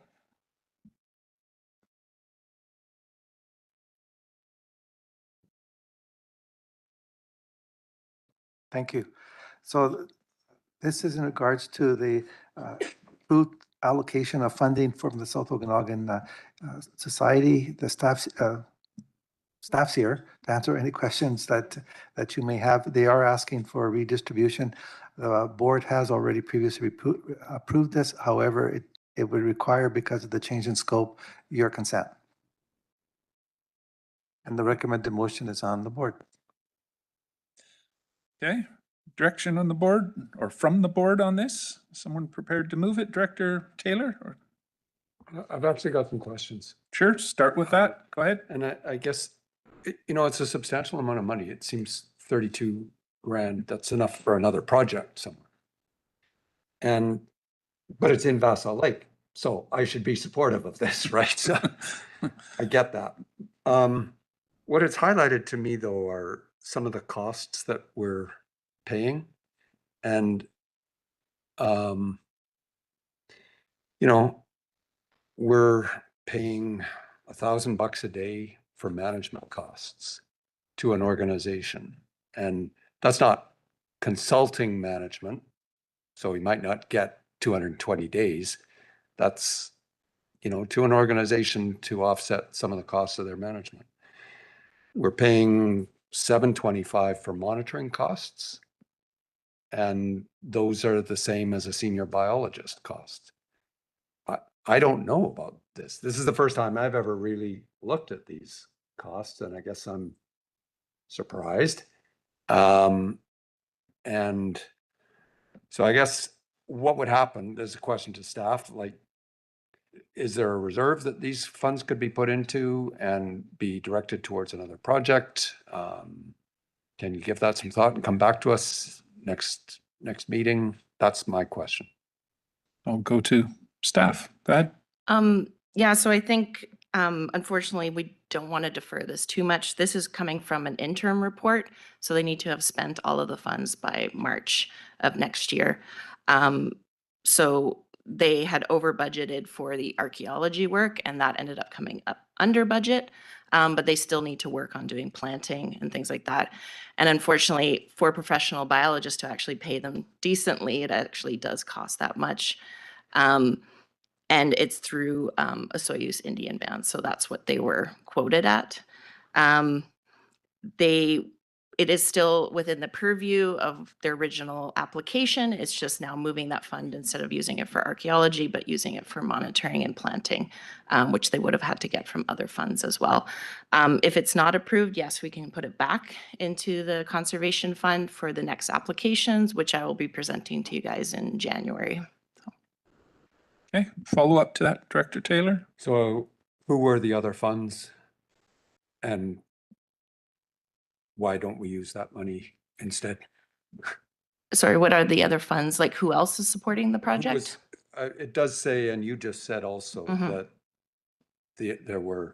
this will replace other funds that were going to be used for planting. And I guess I'm just thinking, well, that's fine. Why don't we just use those other funds if they come from some other organization? Well, so they used the funds from another organization to cover the archaeology, so that was covered then by the other funds, but then the planting and stuff wasn't covered. So now they want to move it to that. So the other funding they've gotten is from Salmon Conservation and Environment Canada as well. Okay. So direction on this? Anybody prepared to move it? Director Coyne, you're moving it? Is there a seconder? Second it, it's on the floor. Any further discussion? Not seeing any hands. And again, this is a corporate vote. I'll call the question. All those in favor? Thank you. Any opposed? That motion carries. Down to CAO reports. Over to the CAO. This chair is more comfortable. So the next report is regarding essentially it's a 4-day work week. About almost 18 months ago, we introduced a pilot to change from just a normal 5-day work week to a 4-day. The pilot will end as of December of this year. To me, it is working, and you're going to see some information currently with this report. And then once Matt comes in to talk about the strategic priorities report, it also shows that.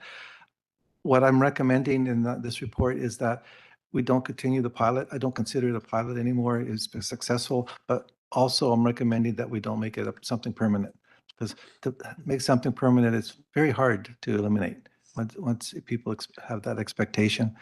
So what I'm recommending is that we extend it for 2 more years with a yearly analysis. So this board here can analyze it at the end of next year. However, there's a new board later in next year that they can recommend it and look at it again. With that, we do have a PowerPoint presentation to go over, and there should, at the end of it, there should be a recommended motion to extend it for 2 years with an annual checking in. Carmen? Okay, I'll let Carmen do the presentation. Go ahead. Thank you. Good morning, directors. We are here to share a few of our experiences and the data that was collected over the past 10 months of the 18-month trial that we were conducting.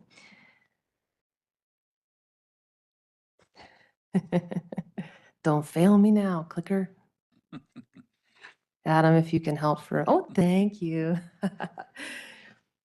Many of you will recall a workshop and subsequent analysis that our poor retention rates were posing to the organization back in 2021.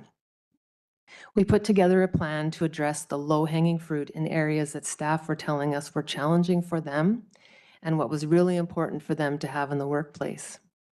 Flexibility was a theme that was evident, and it required us to really think about how we could incorporate that into our operations. In our conversations with staff, it also became evident that stress was building. And our attempts to offset this with training, support, and shifting work plans wasn't having the impact we had hoped in all areas. Recruiting employees to fill positions has been increasingly difficult, and especially in the areas of planning, building inspection, and engineering technology.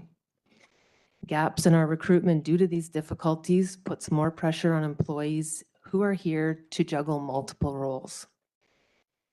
This spills over into the exempt team and adds workloads to the teams who end up working excessive overtime to fill in the gaps to get the work done. We have been adding new software and technologies to help make the work more efficient. Most recently, the RDOS has trialed and implemented the AI-powered assistant Copilot. This has been done in several work groups with the goal to support achieving faster results in a secure manner. In preparation for the trial, we looked at the results of other organizations who were experiencing what they were experiencing in their trial data. If 40% reduction in resignations was possible, this could translate to a big shift for us. In the years 2020 through 2023, we had an average of 11 resignations each year, with the highest in 2021 at 16. This is a staggering number for an organization of our size to adjust to, and was sending us a strong signal that we needed to change. We were also struggling to attract talent for those vacancies. We had several job opportunities that we had to repost due to low applicant numbers and with candidates who did not possess the skills and experiences that we were looking for. If it would be possible to find a solution that would help retain our valuable employees, lower stress levels by providing an opportunity for more work-life balances, and provide new ways of performing the work that aligned with our employees and what they were telling us through our surveys, perhaps we could turn those concerning statistics around. When looking at the cost of poor retention, it quickly becomes a significant burden. While there is a range of what a recruitment can cost, a conservative estimate can be in the range of $10,000 per employee, but significantly higher for senior leadership roles. At the rates we had in the years leading up to the trial, this equates to hundreds of thousands of dollars in direct expenditures and time spent training new staff, leading to imbalances of the personal donated time challenge. We also knew we had been an organization that had been very conservative in our technological approaches that we undertook, and that there were ways to cut out inefficiencies like reducing meeting times, doing more virtual meetings, updating our means to collect, use, and share information, as well as enhance accountabilities for the work commitments that we make.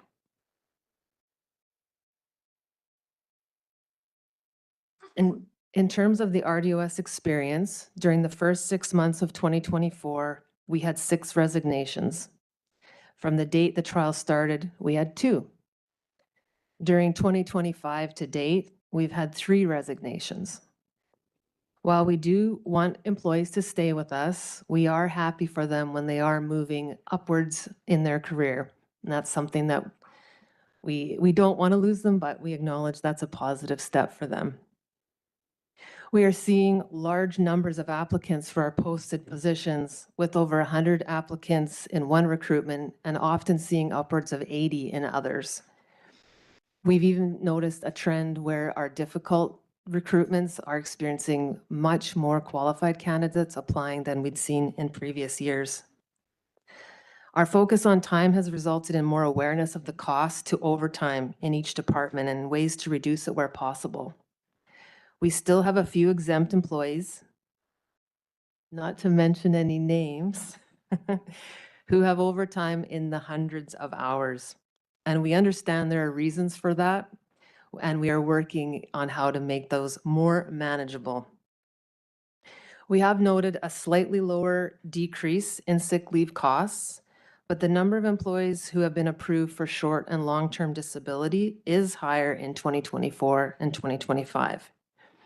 While these claims are outside of the control of the RDOS, we evaluate them on a case-by-case basis to understand if any improvements can be made to further support the individual in their return.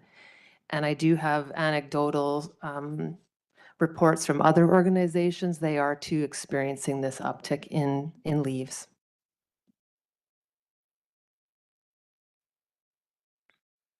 There are several commitments staff make when they're participating in the scheduling initiative.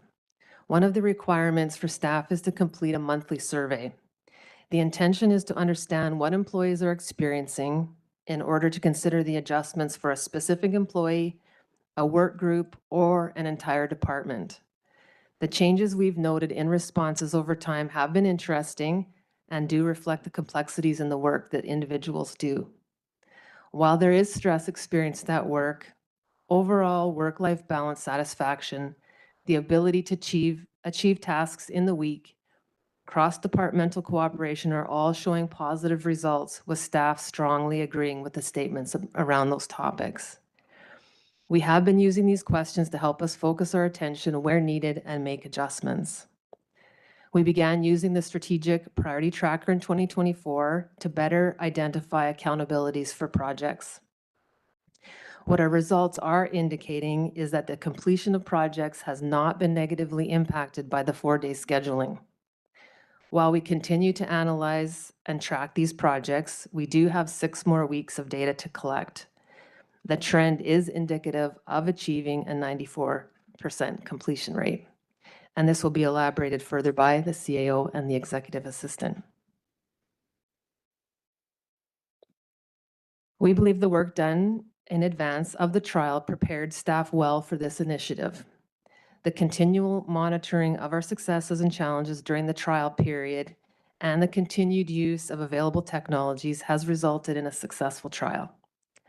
The recommendation before you today is intended to give the initiative more time for both administration and the board to consider the value of the changes that I've been discussing this morning. Through our customer service excellent initiatives, we've been discussing how we may gather more feedback from our clients beyond the traditional surveys we have done in the past. We are investigating options to receive continual feedback throughout the year so we may adjust should there be concerns identified from those clients. We realize this initiative has been a big shift on many levels, and we are grateful for the opportunities that the board has supported.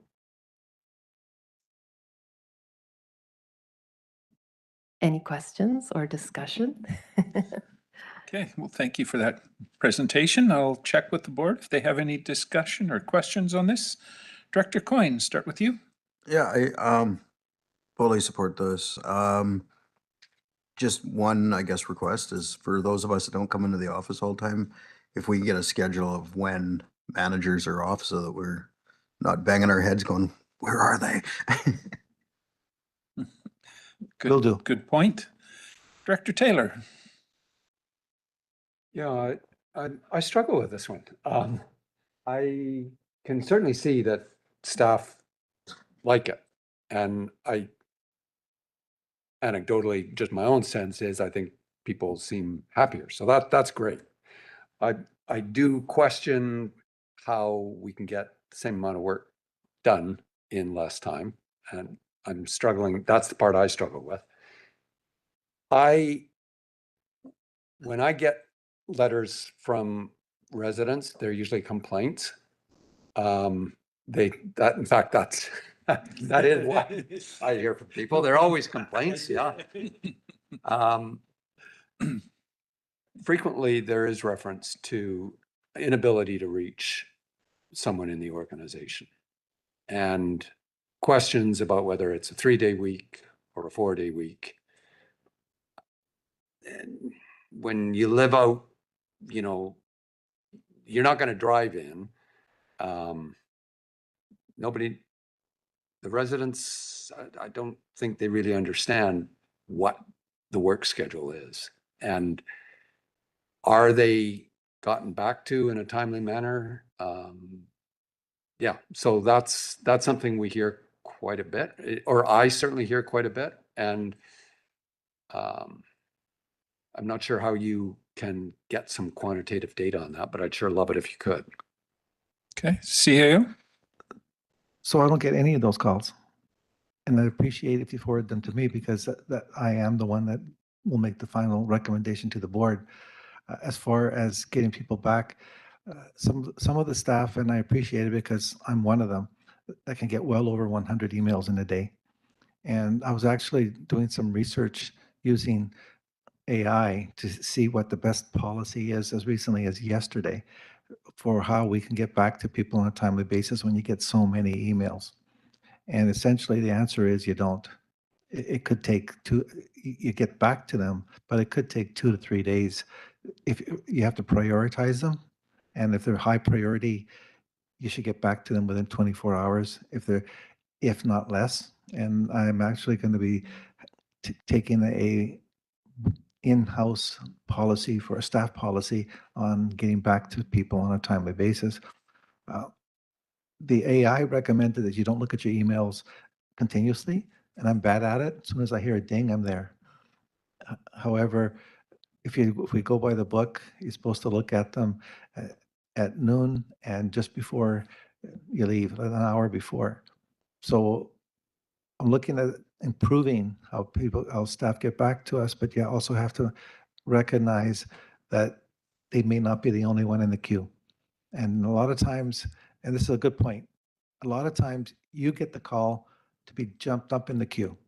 And why don't they phone me to find, then I usually find out where they are in the queue, and then I'll phone them back and let them know that you're next or you're in line within so many hours or days.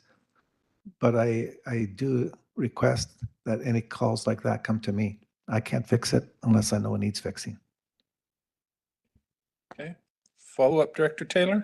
Just to clarify, the complaint itself isn't about difficulty to reach staff. The complaint will be about garbage bins or something, but then an add-on negative comment about staff availability.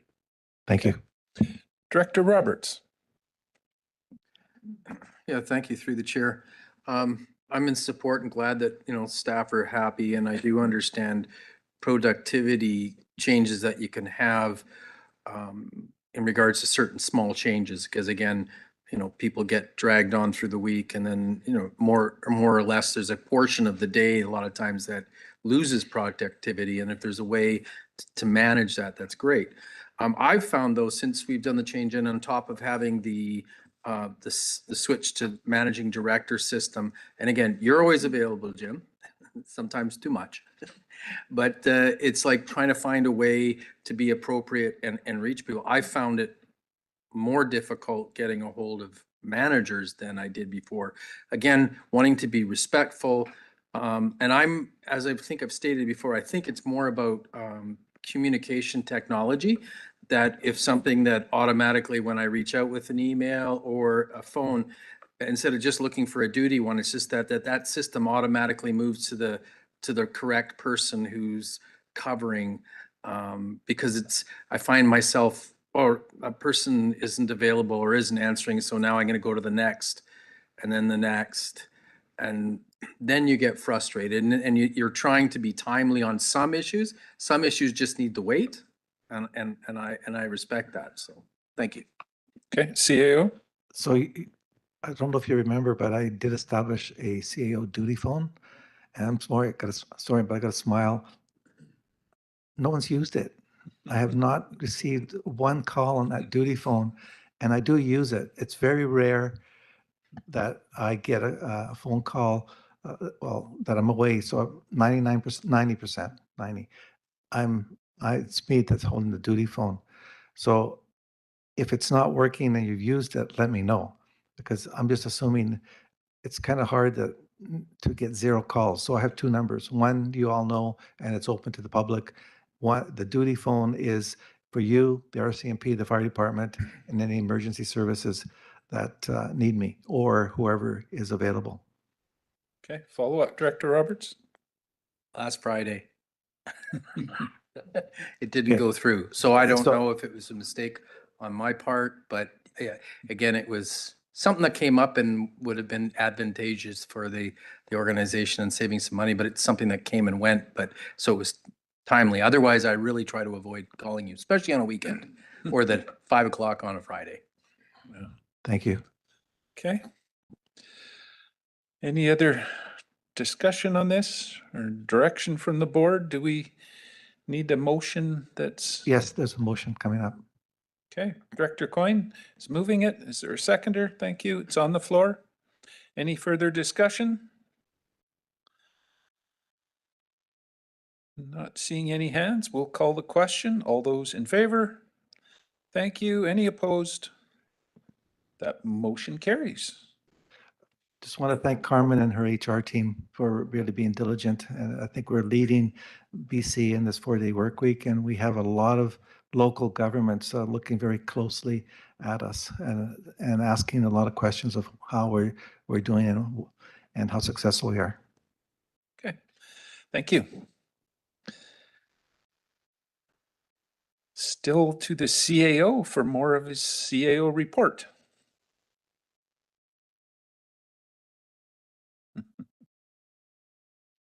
Just 2 items, I promise. So one of them is a standing item, and that's a strategic priorities board tracker, and Matt's here to give you an update.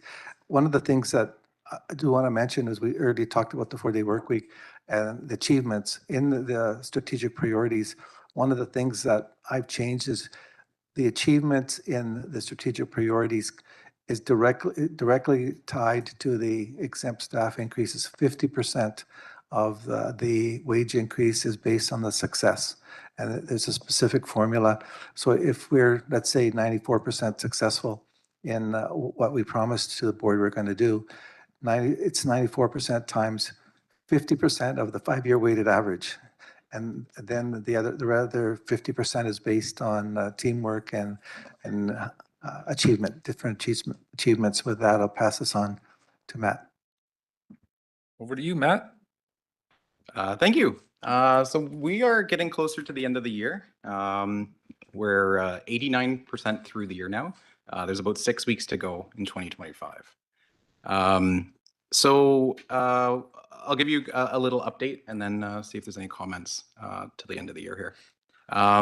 So what we've been doing is we've been tracking throughout this year. Earlier this morning, I sent out a spreadsheet that has our progress from when we started, and the plan was adopted in March. I've got a copy posted on the wall as well for reference if you'd like to have a look. What that does is it tracks every progress as managers were updating and shows us the difference for each period as we're moving along. So we are being diligent. We are reminding staff to track that time. We know that work is being done, but this reporting tool has been helpful for us. One of the next steps we'll be doing is, because we completed tracking in a similar way last year, is we'll be tracking year over year, and we'll be continuing to do this as well. That was not included in this morning, but that will come. So for actions that are scheduled to be completed by the end of this month, November 30th, there are 56 of those projects. 39 of them are marked complete. The average percentage for those projects alone is 94%, which is up 5% from 2 weeks ago. For projects ending December 31st, the end of the year, there are 178, so a substantial amount that are scheduled to end by the end of the year. 66 of those are complete. The average percentage of those is 77%, and we're up 7% from 2 weeks ago. So what we're seeing is a continual climb. The average biweekly increase is about 3 to 4%, which is good, and that is steady throughout the year. You'll see that. And we just want to highlight the additional 7 projects that are completed. So those are the restructuring of the ArcGIS enterprise mapping. This was led by the GIS team. Boardroom and remote meeting audio-visual upgrades, such as here in this room, led by the information services team. The Naramata water system, there's a Booth Road pressure reducing valve installation that was completed. That was led by Public Works Engineering. Naramata water system reservoir condition assessment, that was completed by Public Works Engineering. Updates to water regulatory bylaws, also completed by Public Works Engineering. Olala critical updates and service valves were completed. That was led by Public Works Utilities. And the Oliver landfill marketing study was completed, and that was led by the solid waste team. So the biweekly tracking has started. We started March 19th. That happens about every 2 weeks on a Wednesday. Staff were constantly being reminded because the updates weren't coming through, but staff have realized the importance of regularly updating. So we've continually seen more of those updates. We track overall progress for each period. We track the percentage of change by each period, the total number of projects that are marked complete. That's the green that you'll see on these sheets here. and any deferrals or projects that are removed. So anything that's that comes before the board and is removed or deferred, we've marked that as well, and we're tracking that. So nothing gets pulled off. We're being very transparent about what's being added and what's being taken away. So staff are currently in the process of reviewing proposed 2026 list of projects. These were submitted by the board, by directors, by staff. The review focuses on resource allocation. That's a big ongoing conversation and something we're being very attentive to. And this is required for each of the project for teams that are leading and supporting projects. And that's something that we've really understood in the last 2 years of doing this, is that teams are heavily involved in other projects led by other divisions. So the goal of the collaboration and comprehensive approach is for strategic planning is to ensure alignment of organizational priorities, optimizing resources, and delivering measurable outcomes that advance the region's strategic objectives. And that's all. Okay. Director Federico, question? Yep, thank you to the chair. This is wonderful. So you're tracking during the summer. Are you also tracking how many days the EOC is open and how that impacts projects? So then we can see that year over year, the duration of EOCs being open and then how that's impacting staff time. CAO? Definitely. Again, this, knock on wood, this has been a not bad year for EOCs. However, if it was a year where we had an excessive amount of staff time, we'd have to come to you, tell you how many hours, and then we have to come back and ask or recommend which projects we have to take off and move to 2026. So that's how it works. So it is important that we track EOCs. Okay. Director Monteith, did I see a hand from you? Thank you, through the chair. I was looking at the 2026 strategic plan or tracker. How do we change any of the language that's on there? Is that just an email with you, or is that to the board, or? Go ahead, Matt. Yes, so at this point, it's a draft plan. We haven't quite adopted it yet. It's still a work in progress. So if we want to adjust the scope of a project, the language around it, that should happen soon. You can approach me, send me an email, send it through Jim, and we can address that. Okay. Any other questions, comments? Not seeing any, so thank you for the update on that, Matt. We're getting closer all the time. CAO? One more thing. So in a continuing effort to recognize staff achievements, I want to introduce you to Claire. Claire is our Occupational Health and Safety Advisor. She's just achieved the BC Certificate of Recognition for auditing status. In October, following the successful audit she led for the regional district. I want to just thank again Claire and her support staff in HR. We passed our core audit again, so it's 2 years in a row. And right now, Claire is substituting for maternity leave, which is it's a term position. And this is one of the positions that I gave you a heads up that will be coming to the board, where we will be able to help Suyas, thank you. Kiramias and Princeton haven't signed the document yet, but I'm sure they will. They're as good as their word. So with that, I want to just thank you very much for all the work that you've done. And next meeting after next, I will be asking for so that Claire will become a full-time employee without any tax implications, and with a lot of the work going towards the 8 fire departments that we have. Okay, well, thank you. Thank you. All right.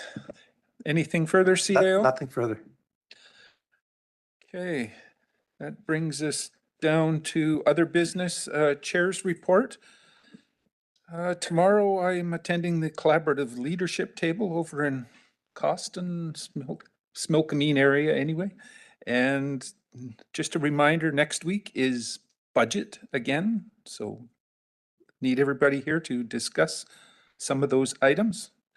Probably the one from this morning is going to be a big discussion. Board members' verbal updates. Anything to report from your, well, communities? Anything you wanted to share? Not seeing any hands there. Board representations. Municipal Finance Authority and Municipal Insurance, no meetings on them. Okanagan Basin Water Board, Director Holmes, anything there? Yeah, a few things. Had a meeting, I can't remember what it was, not too long ago. And so we heard about the Environment and Climate Change Canada is providing the city of Kelowna $200,000 for a regional project to monitor and forecast algae blooms in the lakes, which is becoming an increasing problem. The idea is to develop some sort of early warning system to of algae blooms to protect drinking water. And OBWB is a key partner in that project. So it'll take data and look at lakes from all over the whole Okanagan Basin. We heard that we all know, I guess, Okanagan remains in drought. It varies in range from level 2 to level 4 throughout the region. Just last week, I know in Summerland, we went to level 4 to make sure that we have enough water for the spring. This is the third consecutive year that the Okanagan has been in drought, so it's a concerning trend. The Water Conservation and Quality Improvement Grant applications are now open until February 20th.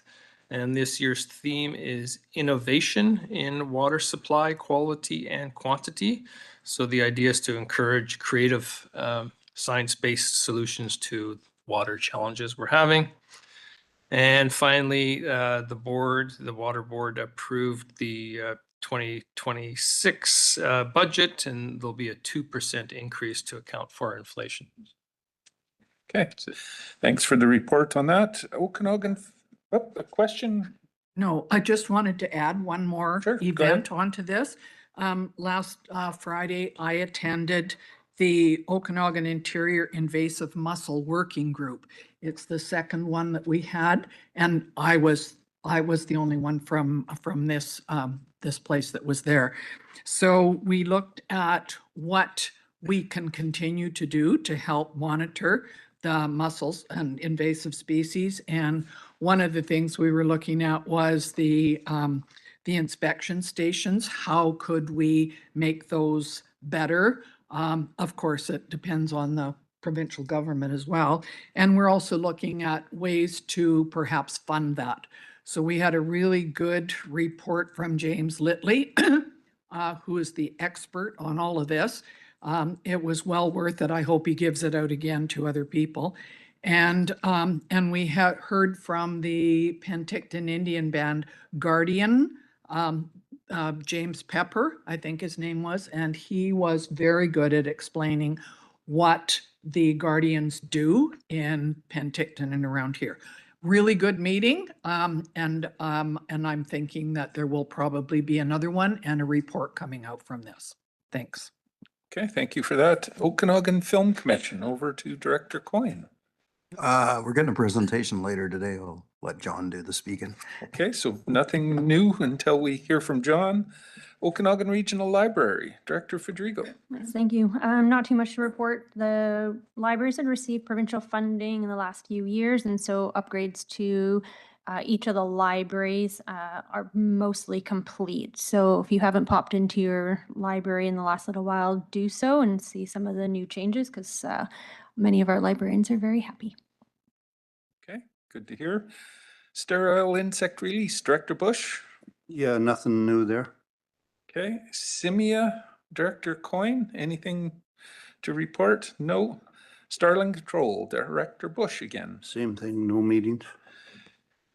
Etsy BC, who's reporting No, that? no meeting later this month. We'll be deciding on the grants that have been approved, but we haven't seen them or talked about them yet. So I'll do that the next meeting I'll mention.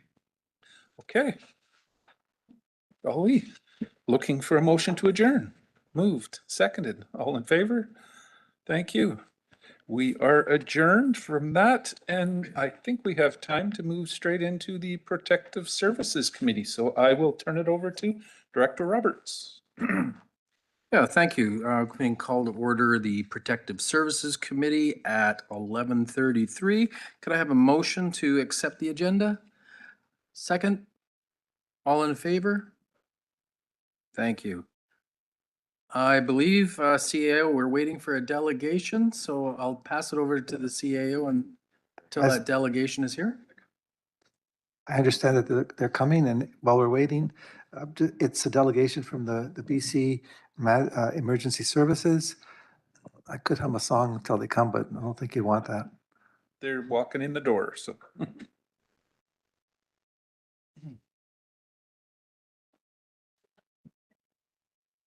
Morning, welcome.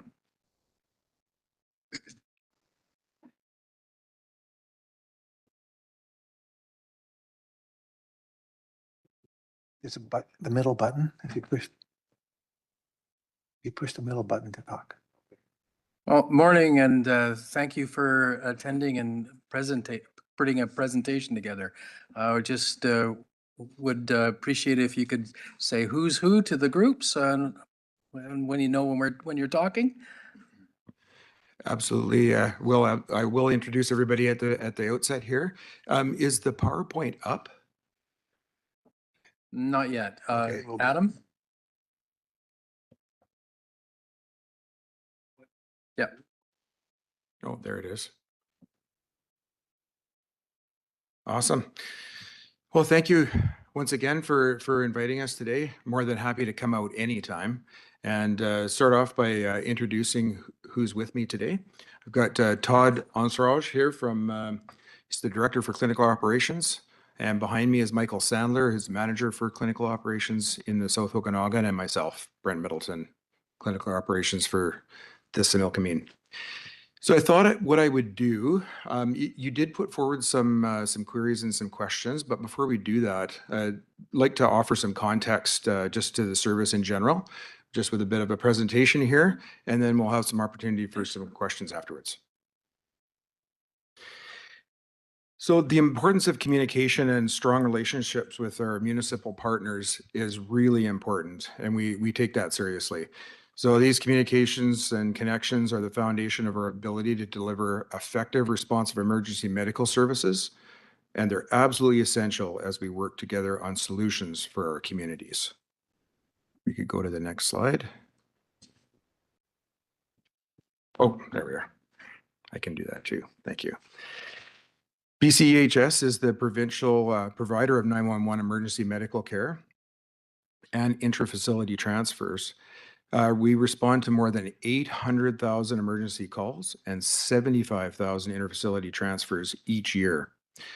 We deliver care through different means such as community paramedicine, a full network of air, ground, and marine ambulance services across British Columbia, and our 5,000 paramedics, dispatchers, and call takers operate from 182 ambulance stations and 3 dispatch centers provincially, supported by a fleet of 660 ambulances, specialized response vehicles, and fixed-wing helicopter and marine assets.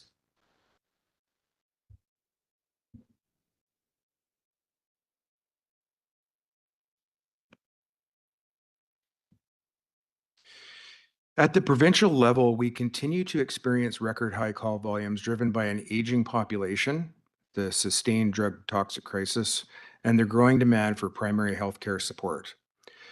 These pressures are felt acutely in rural and remote communities where emergency department closures have become all too common. Recruitment remains a challenge across the province. With the support of ministry and health investments, we've made considerable gains in hiring into all positions, but we know there's more to do, particularly in rural and remote communities.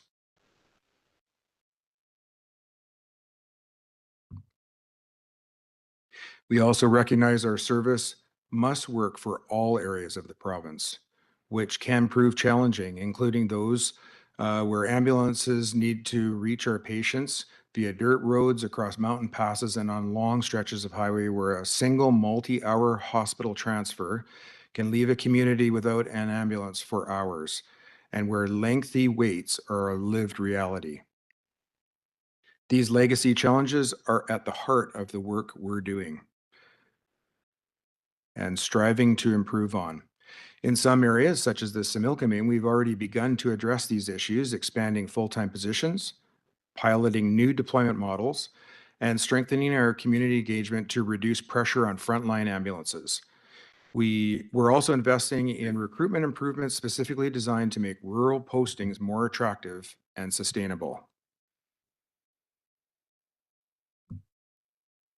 Last year, we completed one of the most significant staffing improvements in 60 rural and remote communities.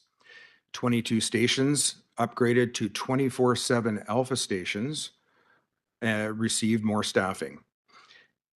These stations now have more permanent full-time positions in communities like Soyuz and Oliver, which are close to that, our Similkameen district.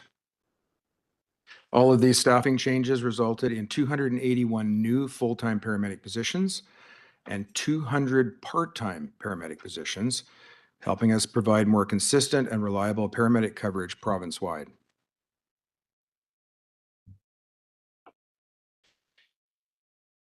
So you did submit some questions, and the first one about staffing stability in Princeton. So pleased to share that since Princeton was converted to a 24/7 alpha station in 2021, it is now staffed 24 hours a day by paramedics working the station. At this moment, all but 2 positions are filled.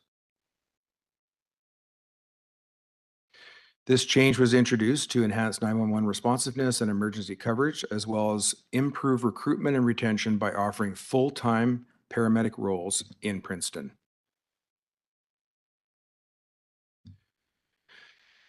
As you can see, this graph shows a steady improvement to in-service hours from January 2021 to September 2025 at the Princeton station. In-service hours reflect the frequency of when ambulances were fully in service and able to respond.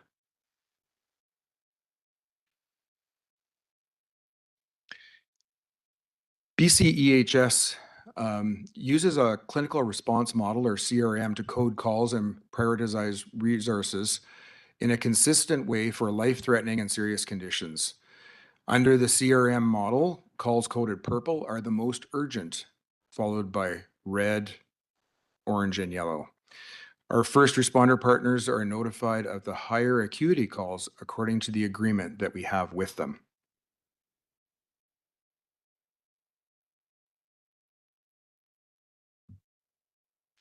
Local first responder participation is defined through voluntary agreements between BCEHS and municipalities. So there's no external authority that mandates these agreements. Communities choose to opt in. BCEHS will notify agencies only when events meet the criteria in their agreement. Agencies then decide whether they will respond or not.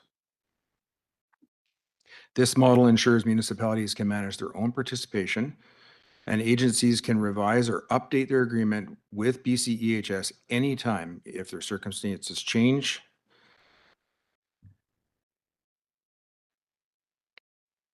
BCEHS and local governments have agreements to define which events a community first responder will respond to. These are voluntary agreements. Once again, the model ensures municipalities can manage their own participation, and these agreements can be revised at any time.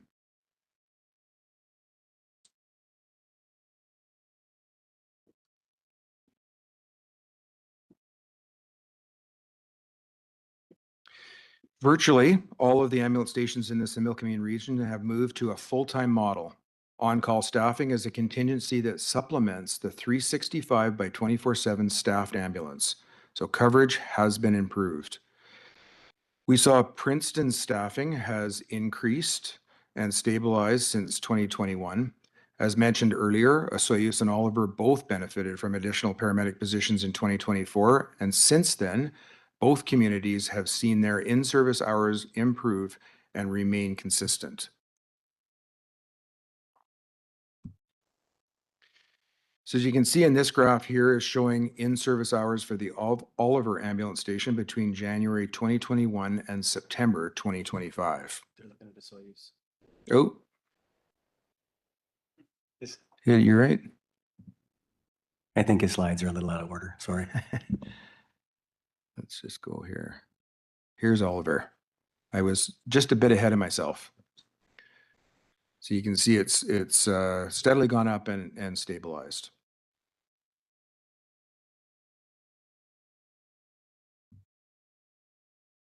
We've also made significant advances for patients requiring transport by air. We've increased our air assets in key areas of the province, and we've introduced new training and expanded roles for paramedics to better support air-based patient transfers.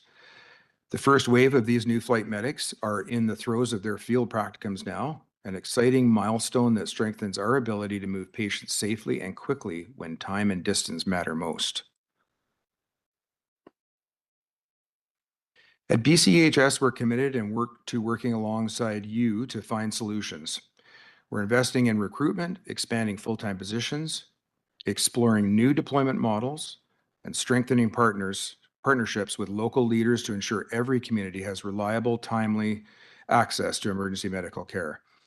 We know these improvements won't happen overnight, but your feedback and collaboration, like we're doing today, are helping us to prioritize when they're needed most. Together, we can build a more resilient, responsive system that meets the needs of all British Columbians, no matter where they live. And that's the end of my my overview there, and we're open to some questions. Perfect, thank you. First question we have is from Director Monteith. Thank you. Through the chair, I guess this is maybe a question for staff. There was a mention of the volunteer fire departments and a voluntary agreement. Is the regional district have that? Or does each fire department have their own? What does that look like? Because we talked about municipalities, but we have our own volunteer fire departments. So I'm not aware of this, but I can find out. Oh, there we go. My mic wasn't turning on. So for the smaller departments, they're usually covered under a blanket CRD agreement that covers several small departments. And that's a pre-established one. But again, it's an agreement between the department and ourselves. That answers your question? Do you need a follow-up or? No.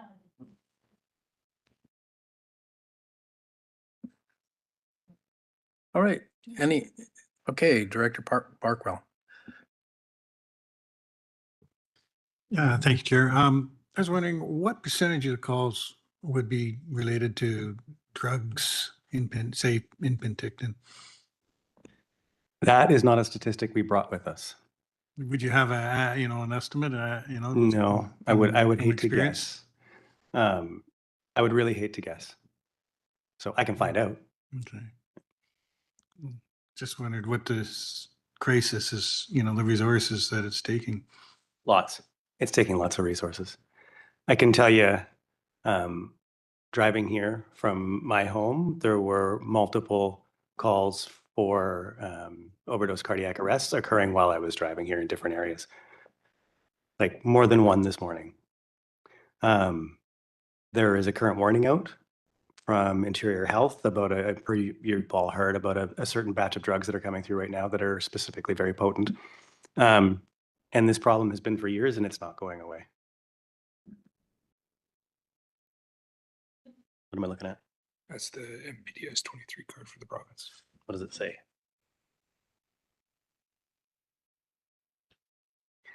Give me a few minutes and I will read through this. In the meantime, anybody else have a further question? Just looking around.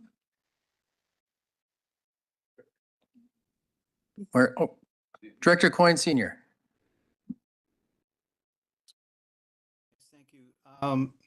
Just wondering, this past year, Tulameen Fire Department lost its ability to have medical first responders, and now Headley's just posted the other day that they no longer have medical first responders. How does that affect, or do you guys compensate by adding extra staff or extra hours or anything to help out those communities?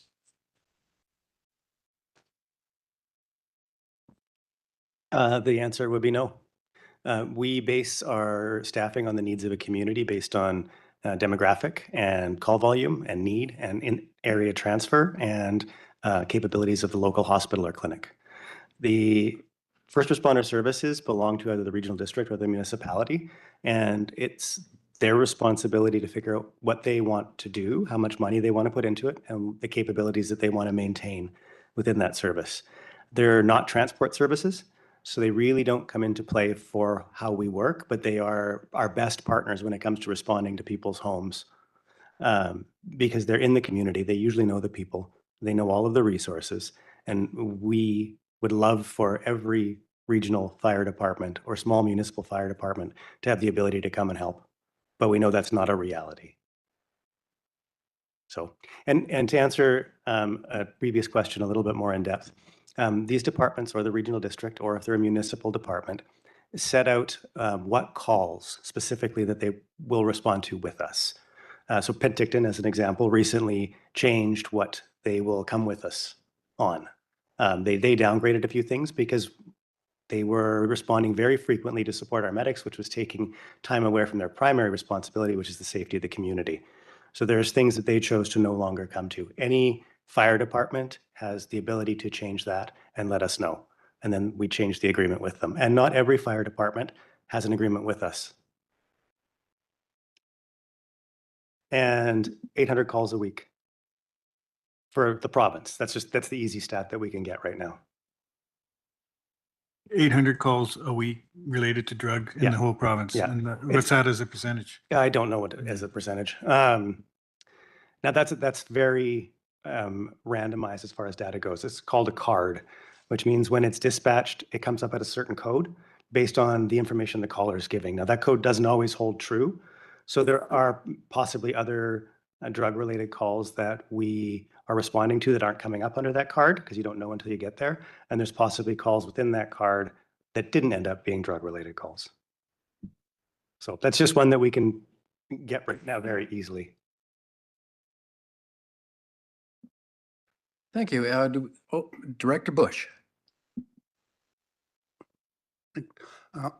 Thanks for what you people do and all the people that also attend. But in Karamis, I'm not sure how it works, and I probably should ask more, but sometimes I'm told there's quite a wait for ambulance because they have to wait for another one to come from either Penticton, Marsouilles, or Princeton, or whatever. How does that work? Like, are we short-handed that much, or is there a possibility to increase or to have another car? Thank you. It's a very difficult thing to, we're a just-in-time service. And most of the time, like the director was mentioning there, that we have the right amount of resources for the community. However, at certain times, they can be overloaded with calls that all come in together. So when that happens, what we do is we use an ambulance from a neighboring community to cross-cover the area so that we have the resource for the patient when it's needed. So that's the plan that's in place, and the coverage that's required for the community often meets its needs. There are times, like you said, there are times when there isn't, but that is the contingency plan that we have in place. By and large, yes, it is. There is no perfect solution to anything in EMS. Our entire world is chaos, and it's our job to try and organize it as best we can. We don't know what's going to happen 10 seconds from now. So there is the deployment plan that we spoke about is a fairly new deployment plan. It is still being adjusted. It's about a year old now, and it has a very strong rural and remote component where if, say, your ambulances that are in your town are both out, probably one on a long transfer and another one on a 911 call, we preemptively start moving an ambulance from a close community. And now we might move an ambulance from one small community to your community and then another ambulance from a bigger community to fill that community. But the goal is always to have an ambulance in close enough proximity to an area that we can respond within reason. And I will add too that that Osoyoos has just had or will be just having here in the next month, we'll be having 2 full-time permanent ambulances in Osoyoos to affect that coverage. Thank you. Director Coyne Jr. Yeah, first thing to Director Barkwell's question, BC EHS's website has overdose and drug poisoning data. It's up to 2024 because that'd be the end of the year, but you can get all that for your community on there as well. So my question is kind of on adding to Director Bush's. So things are a lot better in Princeton than they used to be. I mean, you guys are doing a good job. But we are seeing, there's still a lot of times we're being covered by another community because we're, you know, so far away, I guess you could say. So is there, I guess, who do we lobby or how do we get extra resources just in general on that? Because we have such a large coverage area that when they are out and, you know, Karameus is covering us on a well, over the summer, they were covering us regularly, which then takes resources away from here and then somebody has to cover them. And, you know, it's a domino effect. So how do we rectify that? Because I get that we have enough resources on paper, but in reality, there's times where I feel like we're kind of stretching thin, just because we are covering so many areas at one time.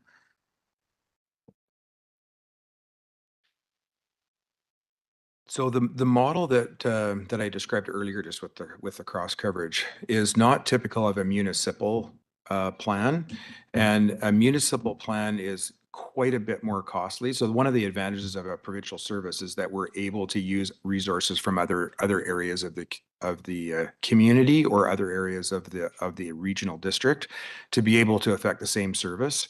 So the coverage car that you're getting in there is, yes, from a different community possibly, but it's also the same car that you would have in Princeton to give the patients of that community the same care that they need.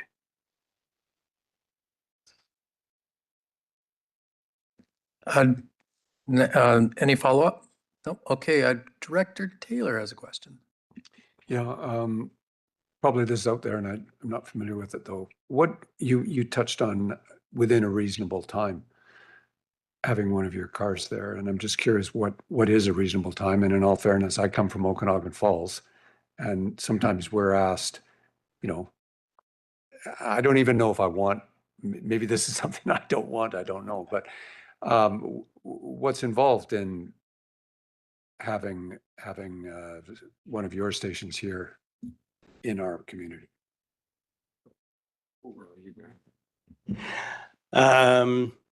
Well, you're asking about opening a station in OK Falls? I can't say that I've ever opened a new station before. Not in this province. In the last province I was in, yes. It would be a large undertaking to do that. So it'd have to be a data study. It would include localized call volume, like we'd set up a geofence area. We'd figure out what the call volume within this expected primary response circle would be. We'd look at the demographic, growth, shrinkage, age, all of the things. And then we would probably have to decide on what that would look like for coverage based on those things. Now, that funding would have to come from the ministry as growth, which we don't have funding for right now. So.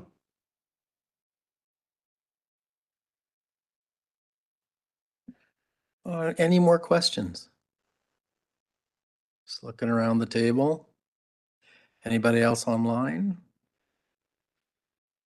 No, I guess that's it. Gentlemen, I really thank and are appreciative of you turning up. One of the things we were really looking for this kind of regular catch up, because a lot of times as elected officials, everybody's gathering or giving hearsay information, the community, this is happening, that's happening, or somebody's concern, or at the same time, also somebody's, kudos. A lot of times we're directing them, hey, you make sure you reach out and go to the website and put in the congratulations or what you're happy about. But having this kind of a regular dialogue, or, I don't know what would be considered appropriate, but let's say, like biannually, it would help us with our own questions that we receive. Also, it provides an understanding. And as you're aware, of course, I understand because of my position with BC Ambulance, but as a whole, the board and doesn't necessarily know those things. And at the same time, as you stated, there's so much change and flux and things that are being worked on, there's steps moving forward. There's a need for an understanding of how this ultimately affects the community and how, as stated by Director Coyne, how can we help? How can we advocate for BCEHS in regards to supporting issues? So, that's something like a lot of times, it's not us just going to the ministry in regards to, oh man, we're upset. It's just like sometimes, hey, there's a need. And, we want to be able to be collaborative partners moving forward. I actually can speak to that a little bit. So we would love to do this more often because once a year is not enough if we need to be in lockstep on where we're going and what we're doing. And as far as support, kind words like that help. We don't get a lot of them. But I would say one thing for the fundraisers within your communities is we now have a foundation, which is new. We've never traditionally had a way for anyone to give us money or equipment or look at helping us build new programs, like expanding the access to cardiac monitoring and transport and things like that, right? That's very expensive. So the foundation now, if there are fundraisers going on or if you're looking for causes, we can now do that. We have a mechanism for it. And the mechanism is such that the municipalities, the regional districts, the charity itself can direct exactly where they would like to see that money go in collaboration with us. So if you want to see something happen in a Soyuz specifically, then we do a fundraiser for a Soyuz. Well, that's excellent. This seems to have spurred a question from Director Coyne. Yeah, I mean, that's great to hear. I mean, so I've been on and off this for over 20 years. And the first time I tried to get a meeting with whoever was in charge of BC Ambulance, I got one of you guys and I was like, well, you're not in charge. And it was over radios and the problem around radio communication in our valley. And I was friends with the unit chief at the time and he's like, yeah, we'll get to areas and we have nothing. So it's great to hear that there's alternatives now, but still, I mean, when we need to be able to help you advocate for the things that you need as well at the provincial level, because I think you guys are one of the more underfunded arms of our government, and it's annoying because in big regions like ours, you guys are essential. So it's great that you're here. I'm excited that you want to talk more, but when you guys have problems, you should reach out to us as well. So understood. And thinking to follow up on that is, we're working or putting different groups together or with the hospital board, talking with divisions of family practice regards to ways to deal with doctor recruitment issues. There's no reason why not we can look at ways as our communities and municipalities, how do we make ourselves more attractive, right? How do we deal with some of the ebb and flow issues in regards to staff recruitment and retention?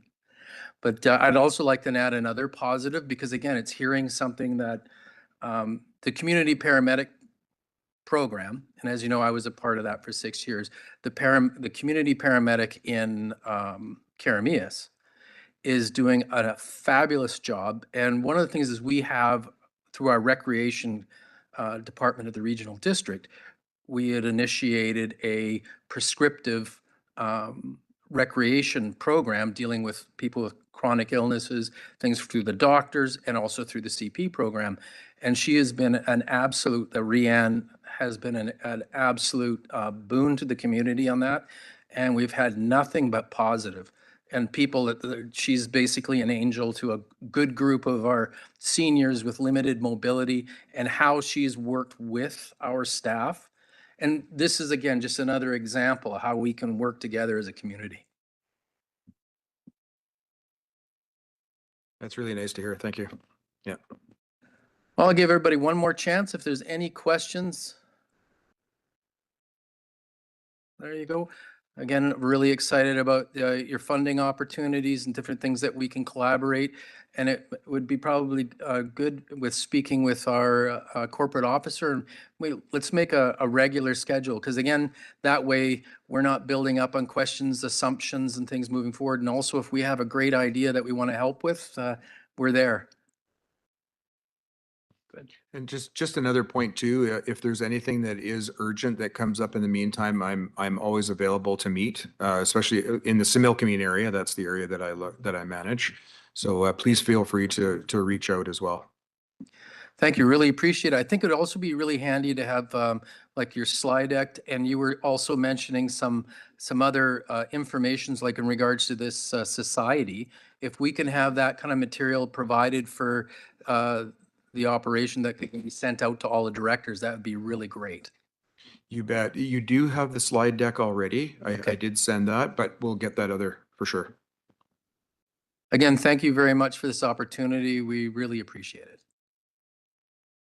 Thank you, everybody.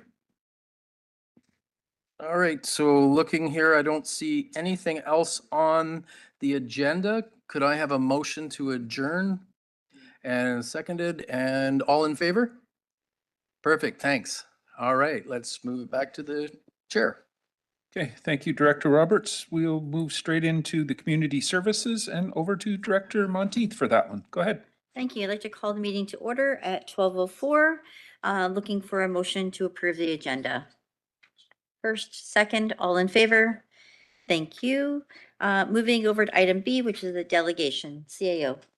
Thank you. We have Mr. Summer here from the Okanagan Film, Summerland, sorry, from the Okanagan Film Commission making a presentation. If I may ask him to come up front and start, I believe he does have a PowerPoint that goes with it. I bring Gord. And he has Gord. He's my muscle. Hello, John. Hello, Gord. Watch this or anything? Yes, please. Hi. You know, first off, like the guys before us, it blows my mind that they're underappreciated. Like they have no kind words from. They're saving lives. That just blows my mind. Then you got people like us come up here asking for money, and we're not saving lives. We're making subpar TV shows or movies, but we are excited that we are growing, and we are an industry in the Okanagan that is expanding. Is this set up my PowerPoint? There we go.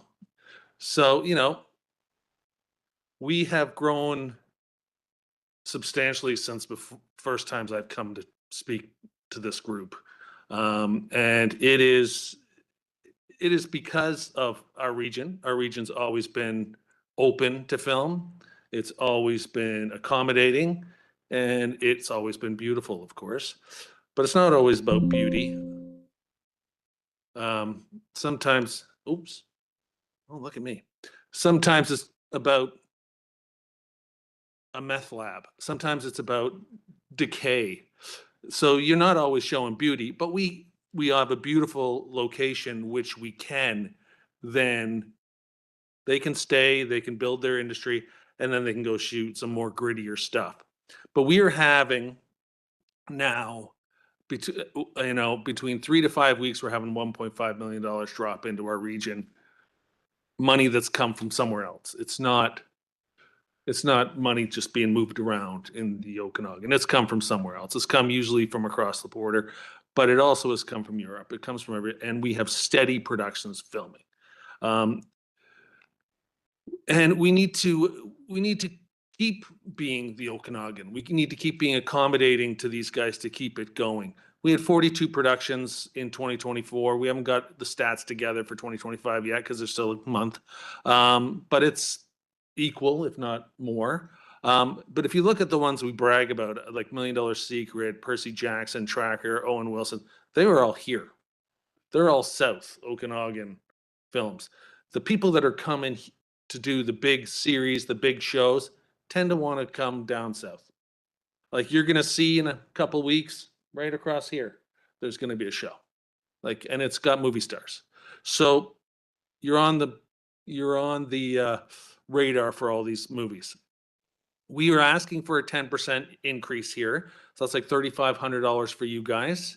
What that will help me do is marketing. It'll help me reach farther. Things are more expensive nowadays for all of us. It'll help me get Gord out to scout more. It'll help me do some training programs for locals.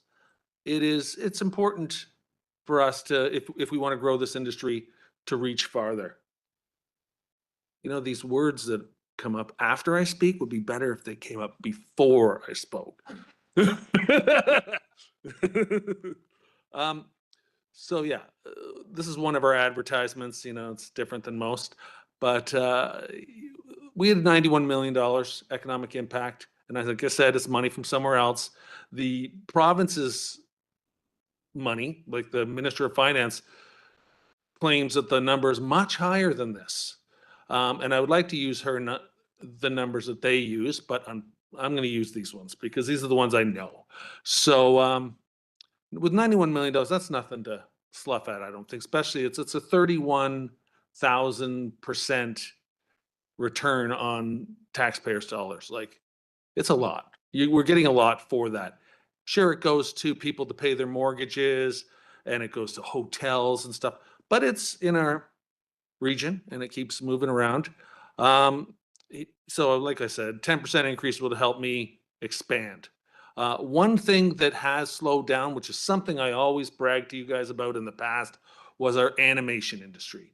AI has injured the animation industry. Has not so much in the long format film or film. In fact, we're seeing more.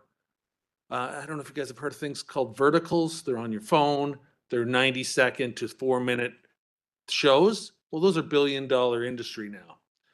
And we are seeing a huge part of that.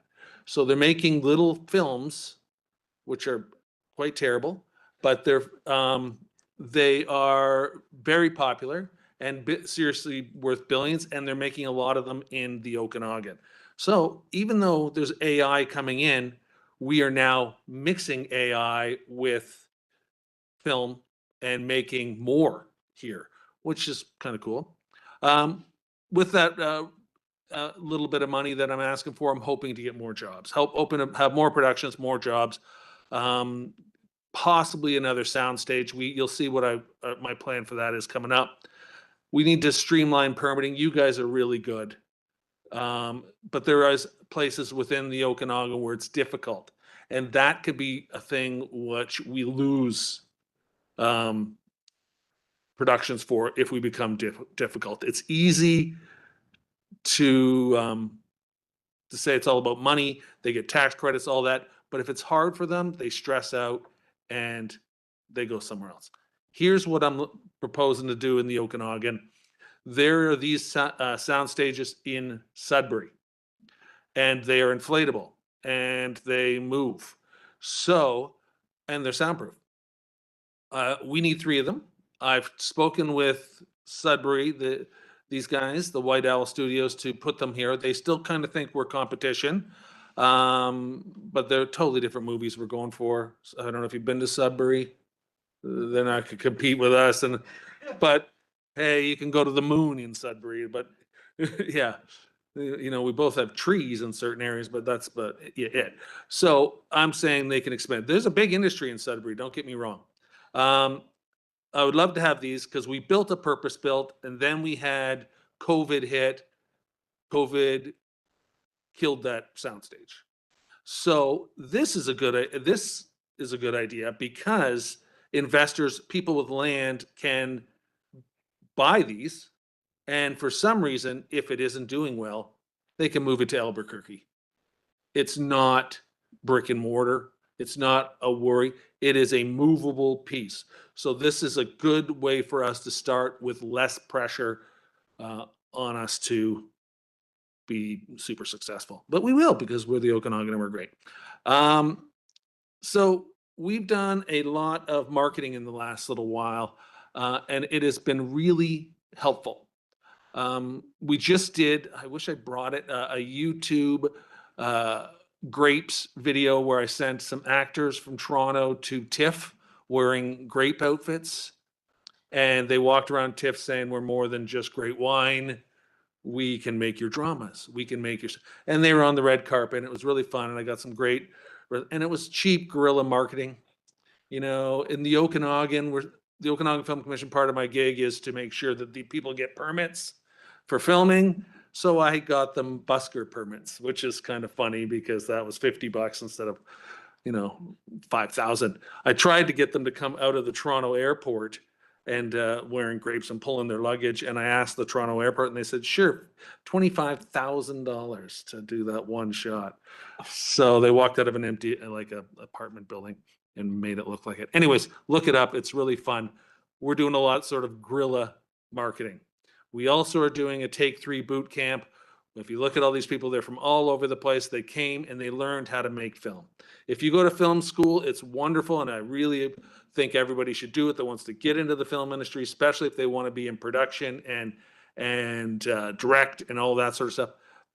But the biggest, you learn more, just like in any job, on your first day on set.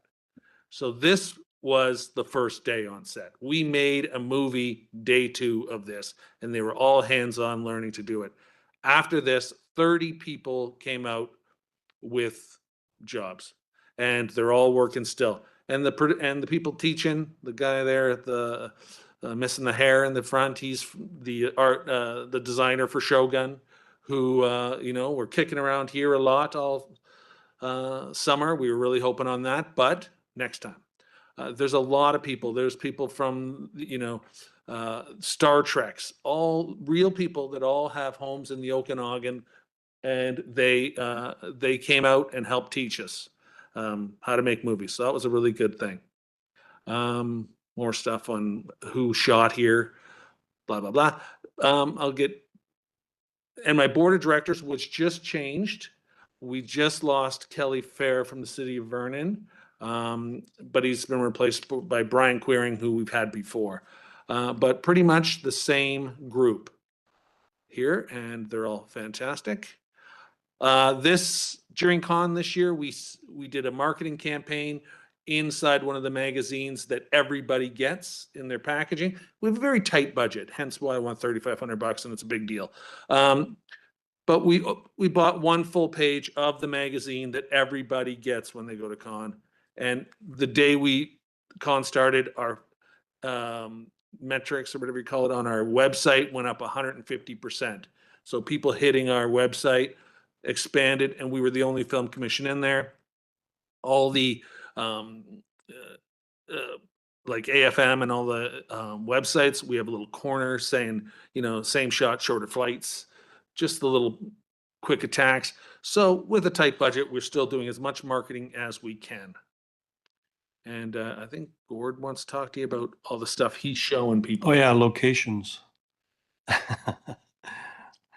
I call on Tim quite a bit about stuff like this. It was super busy. It still is. With the ongoing stuff in Kelowna, all of a sudden things are spreading out. Certainly Tracker came back, which dropped tremendous money, as people from all over, as Sue's know. And Percy Jackson looked around. Things didn't quite work out with that one. They are going to come back at one point, as I'm hearing. We've got things spreading out a little bit more. Marie Clements, who did some great films in Canada, she's an Aboriginal. She was out in Greenwood. She was actually up and down the valley, a film called Tombs. And it was nice to see something going on in Greenwood finally after years. These guys aren't Greenwood. I know, but I'm just stating they were out Greenwood way, and it's spreading out more. Yeah. Yeah. Right. Well, they're also in Summerland. Yeah. Sorry about that. My point was they did come down here, and they were in all over. They've come through the valley, and they spread themselves out. The point is that we've seen some stuff now in Princeton. It's going on now. What you're going to see over here is a Dennis Quaid movie coming up. They're going to do a portion of that with the park and whatnot. I've been working with them. So yeah, location-wise, I'm busier than I've ever been since I started. It's been just seems nonstop with inquiries coming in for the region and whatnot. And it's moving, like I say, it's spreading out a lot more, which is great. So that's kind of what I'm at. I think that's us. Hopefully we didn't bore you. Yesterday we presented at Nord, RDNO, and I look over and one guy's totally asleep in his chair. No, it wasn't you. I thought you were. Thank you. We have a question from Director Roberts.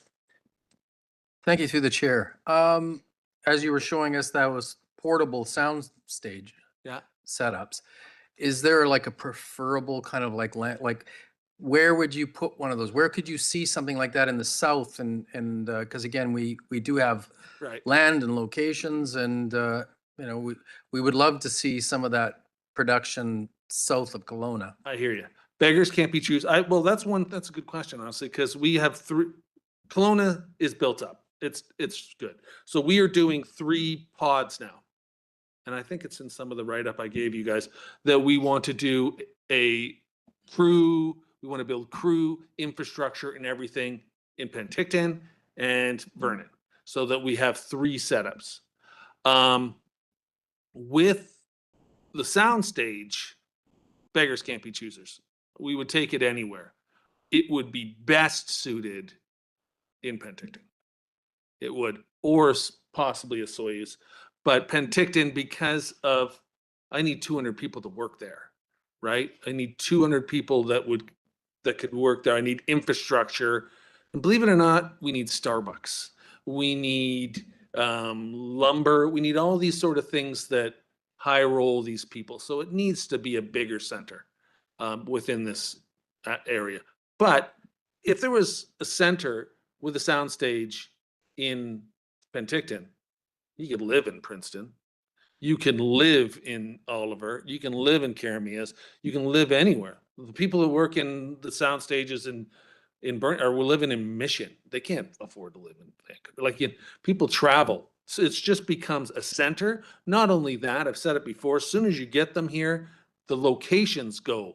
They'll leave to their set they built of a prison interior, but then they'll go to Princeton and shoot the KVR Trail.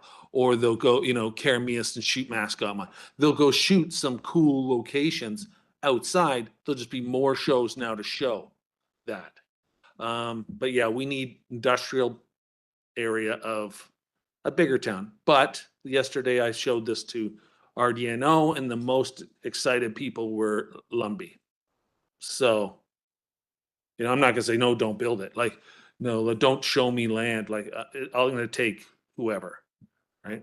And we're gonna try and make it work. I think the airport's going to be a Yeah. factor as well. So we have an airport. Not that you don't there.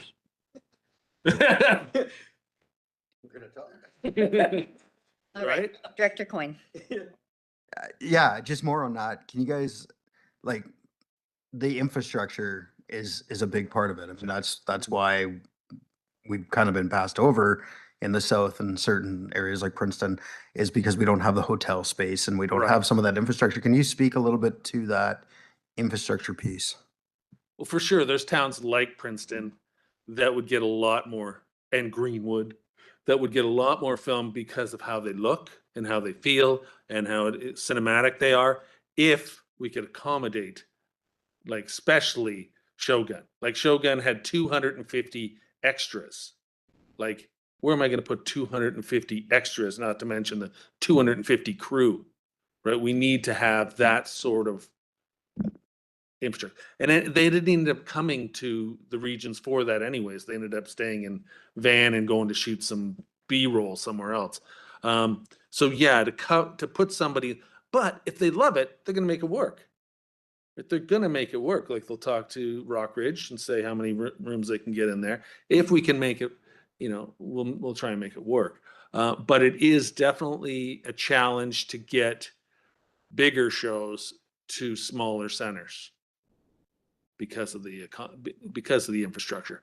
Plus, when I'm talking infrastructure as well, for a town like this, it's movie trucks. Movie trucks are more apt to, the people who own them are more apt to, unless you want to buy them and put them in Princeton, they're more apt to come to a center like this, because then they can go up north if they need to work, and they can go back down. So they can even hop on the Manning and go through Manning and go to Vancouver if there's slower work. Oh, by the way, that's another thing I didn't mention is I follow all the graphs and stuff that Creative BC sends out, and we can be proud of this.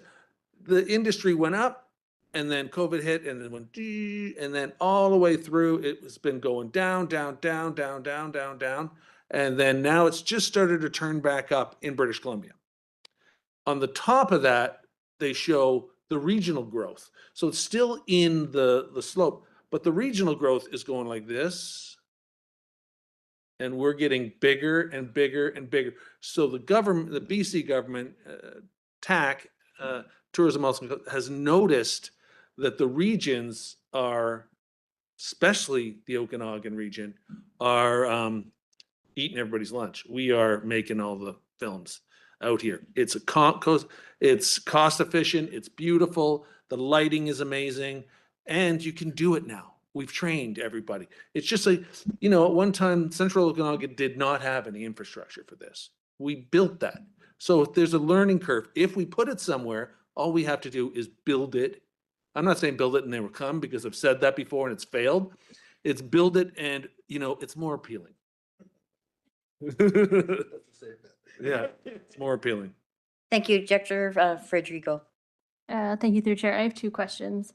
One, how picky are they on their accommodations? Like if we were to get creative, say, putting out to communities that are smaller, if you have an extra room in your house, you'd be willing to host somebody, or some movable things that are like tiny homes on wheels that are a little bit more comfy than staying in like an RV, or you know, one that's made for movie stars that maybe just isn't quite as homey. So that's question one. And then two, tariffs and the whole wildness down south.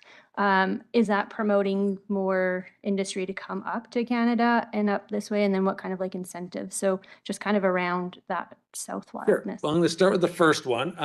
If it's a non-union shoot, which we specialize in, we do a lot of non-union, the accommodations can be a tent, right? I mean, they will go where the locations are best. If it's union, there's very specific rules on where they accommodate their people. Certain things like the movie we had here with Marie Clement, that would go where the locations are best, even though it is union. And it was a great movie, and it's about $5 million. And with that, we might be able to put them in somebody else's house, like an Airbnb type thing. They do that all the time for certain stuff. Those are the type we could push. But if I'm trying to get Shogun, there's no way I'll get them in somebody's house. They need very specific. They even need to know what restaurants are open at 11 at night. You know, when they get off set, there's very specific rules for the bigger shows. But for the littles, they'll go where it's best. They'll go to the best locations. As far as tariffs go, well, they can't tariff a service. He can't tariff a service. Like, who's going to pay? The guy's going to see the movie? Is it going to be Netflix paying? Who's going to pay? So that is just, I believe, an empty threat. And sure, it caused a blip with it caused a blip where things slowed down for a millisecond, but not really. And everyone's like, how? There's no way. As far as the industry, has it made it busier? It has made what's going on in the States, tariffs or not, it has made it slower. And the reason why is the money for most of our shows comes from down there. And when there's worry about anything, people stop spending money. So to get domestic, so when you're budgeting a film to be made, you go for, okay, how much distribution am I going to get in the US? How much am I going to get in the UK? How much am I going to get in Europe? And how much can get Asia? And you build those up. That becomes your budget. That's what money you have to go get to make your movie. Well, it used to be to make a small budget movie, you had to get $1.5 million of guaranteed distribution in the US. That's not happening anymore. It's like you're lucky if you're getting 500,000. So movies that are in the 5 to 15 million aren't getting made, and the big ones are still a challenge too. But less movies are getting made. So the hallmarks and stuff like that are recession proof. Especially this time of year. So they're going, and we'll continue to make those. But for independents, it's a challenge, and that's because of the government down south. Thank you. Director Barkwell. Yeah, thank you, Chair. Related to the infrastructure needs and such, I see there's a lot of equipment, like the big cameras, there's a picture one there, and lighting and shading and stuff like that. So who owns that, or who brings that? Is it here in the valley, or is it brought in? Or in the valley? Yes, we have some now. Originally, so people like White's, William F. White's is on the coast and in Toronto. They have gear in the Okanagan. Sunbelt owns them, so we go through Sunbelt. They're sitting in, and then private guys own the big white 80-foot long trailers that have hair, makeup, wardrobe, and toilets and 80 trailers and all that sort of stuff. They're also here in Central Oregon, and they're working all the time. They're working all the time. Camera is one that we have here, but that's very specific. So we do fly up different lenses every now and then. And honestly, I don't know if you want to invest in that type of industry because things change so fast in the camera industry. So we'll continue to go with the people on the coast for that. But there is gear up here, lots of it. Yeah, and our crew is all living all over. You might not know it. They live on your street. I'm serious. Like they're living all over. They're paying their mortgage here. Thank you. Any other questions, directors? Thank you. I actually just want to make a comment. So I have a experience with background with marketing. Okay. And on your article that you purchased the ad, a missed opportunity was having a QR code. So directing traffic right to your website and have a specific landing page. He said that to me too, and I just ignored it. Well, if you had a specific landing page and you had real specific to the different parts of the region, I think that you'd have a much successful, and it's just like a form people fill out, like a call to action. Right. People action it, right? So if you want, In the works. Yeah. okay. So just offering if you wanted something I No, could assist. It's not fake news. Any other questions? Thank you for the presentation. Thank you. It's always good to see you guys. And a motion to adjourn, please. First, second, thank you. Over to the chair. Okay. Thank you, Director Monteith. It is lunchtime, so we'll break for that. And Director Johansson will call us back for the hospital district meeting at what time? 1 o'clock? It is.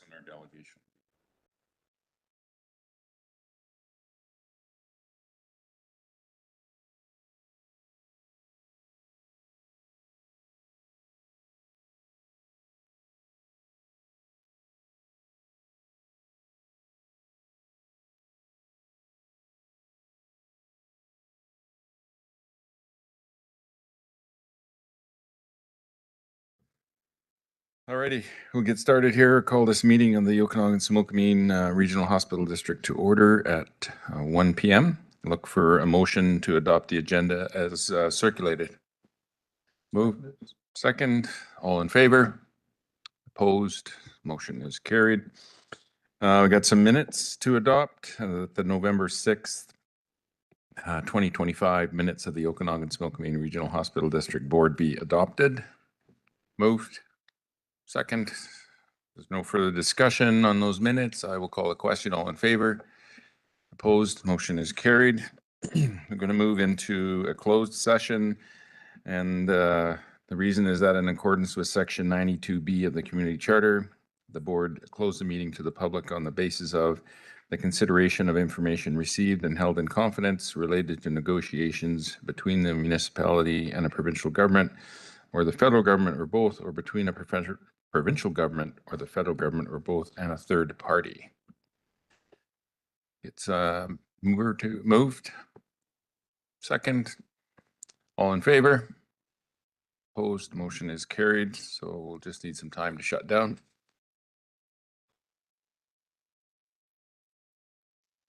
Good to go. Alrighty. Our last item on the agenda is the 2024-2025 closed project list. Projects completed between April 1st, 2024 and March 31st, 2025. Are we able to put that up on the screen? Just the list of, that was attached to the agenda?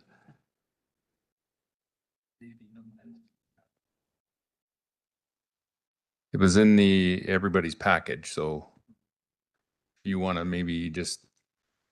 Staff can just go over it. Sure, okay. Do you want to go over Yes. it line by line? Yes. For sure. So the first item was the just a summary of the PRH Care Tower Phase 1 that we had contributed to, and they came in under budget, and we did receive we did receive some money back, so that was great. Then there is the patient care tower equipment that we had approved funding for, and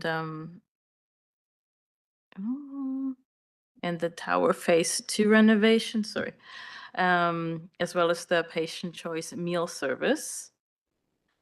The next line items were the Meditech web acute implementation and the web ED implementations. Then at the bottom there, the PRH CT scanner for the budget was 5 million. We contributed 1.8 million. Oh, sorry, and I forgot to mention the other patient care tower expenses. We also came under budget. And then, sorry, the remote patient observation system, the PRH elevator upgrade, the PRH nursing station renovation, and the domestic water line replacement. And if you have No, the only question I have about it is like we underspent 6.67 million, which is great, but I'm wondering how much of that was borrowing we didn't have to, that we do, or how much was money coming from our reserves that we didn't have to spend. I can get you that summary for. Yeah, I think that's an important number Yeah. for sure. Director Monteith? Yeah, thank you. I was going to ask almost the exact same question. And the other part of it is how much went back into reserves or subsidized projects for this year, like if it's able to reduce taxes. Yes, yeah, I can definitely get you the summary for the next one. Yeah. Okay, that'd be great. Just one final request, Dan, while you're here. Just like if you, on our behalf, could extend an invitation to Sylvia Weir to come and meet with us as the new CEO president of Interior Health. There are some challenges going on, particularly in the Similkameen with Karamias, and some questions around Princeton. And I think it's a good opportunity for the board to meet the new CEO now in her position. And just as Susan came here, it'd be great to have Sylvia come here as well. CEO?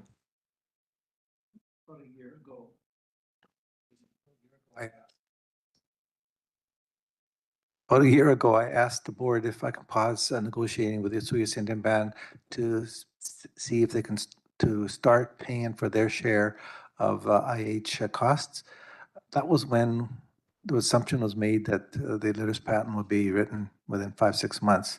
We're now looking at least middle of next year. So I would like permission from the board to start negotiating with the Osoyoos Indian Band. I'm estimating that if they sign the agreement and they pay their share, we're looking at $300,000 to $350,000, which would go a long way in either reducing the tax portion for the rest of our clients or increasing reserves. So that's something that I cannot control the LITERS patent negotiating, but we can control negotiating for the interior health costs. So I would ask if I can have permission to start negotiating. Moved and second. Any further discussion? Call the question. All in favor? Opposed? Motion carried. And if there's nothing else, I will look for Director Graham. Did you have anything?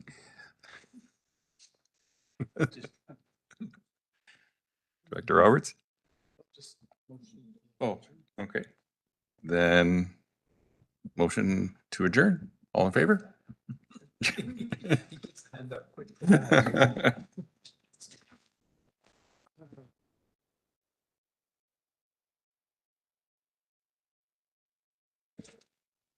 Hey, thanks, everybody. We will see you all next week at budget.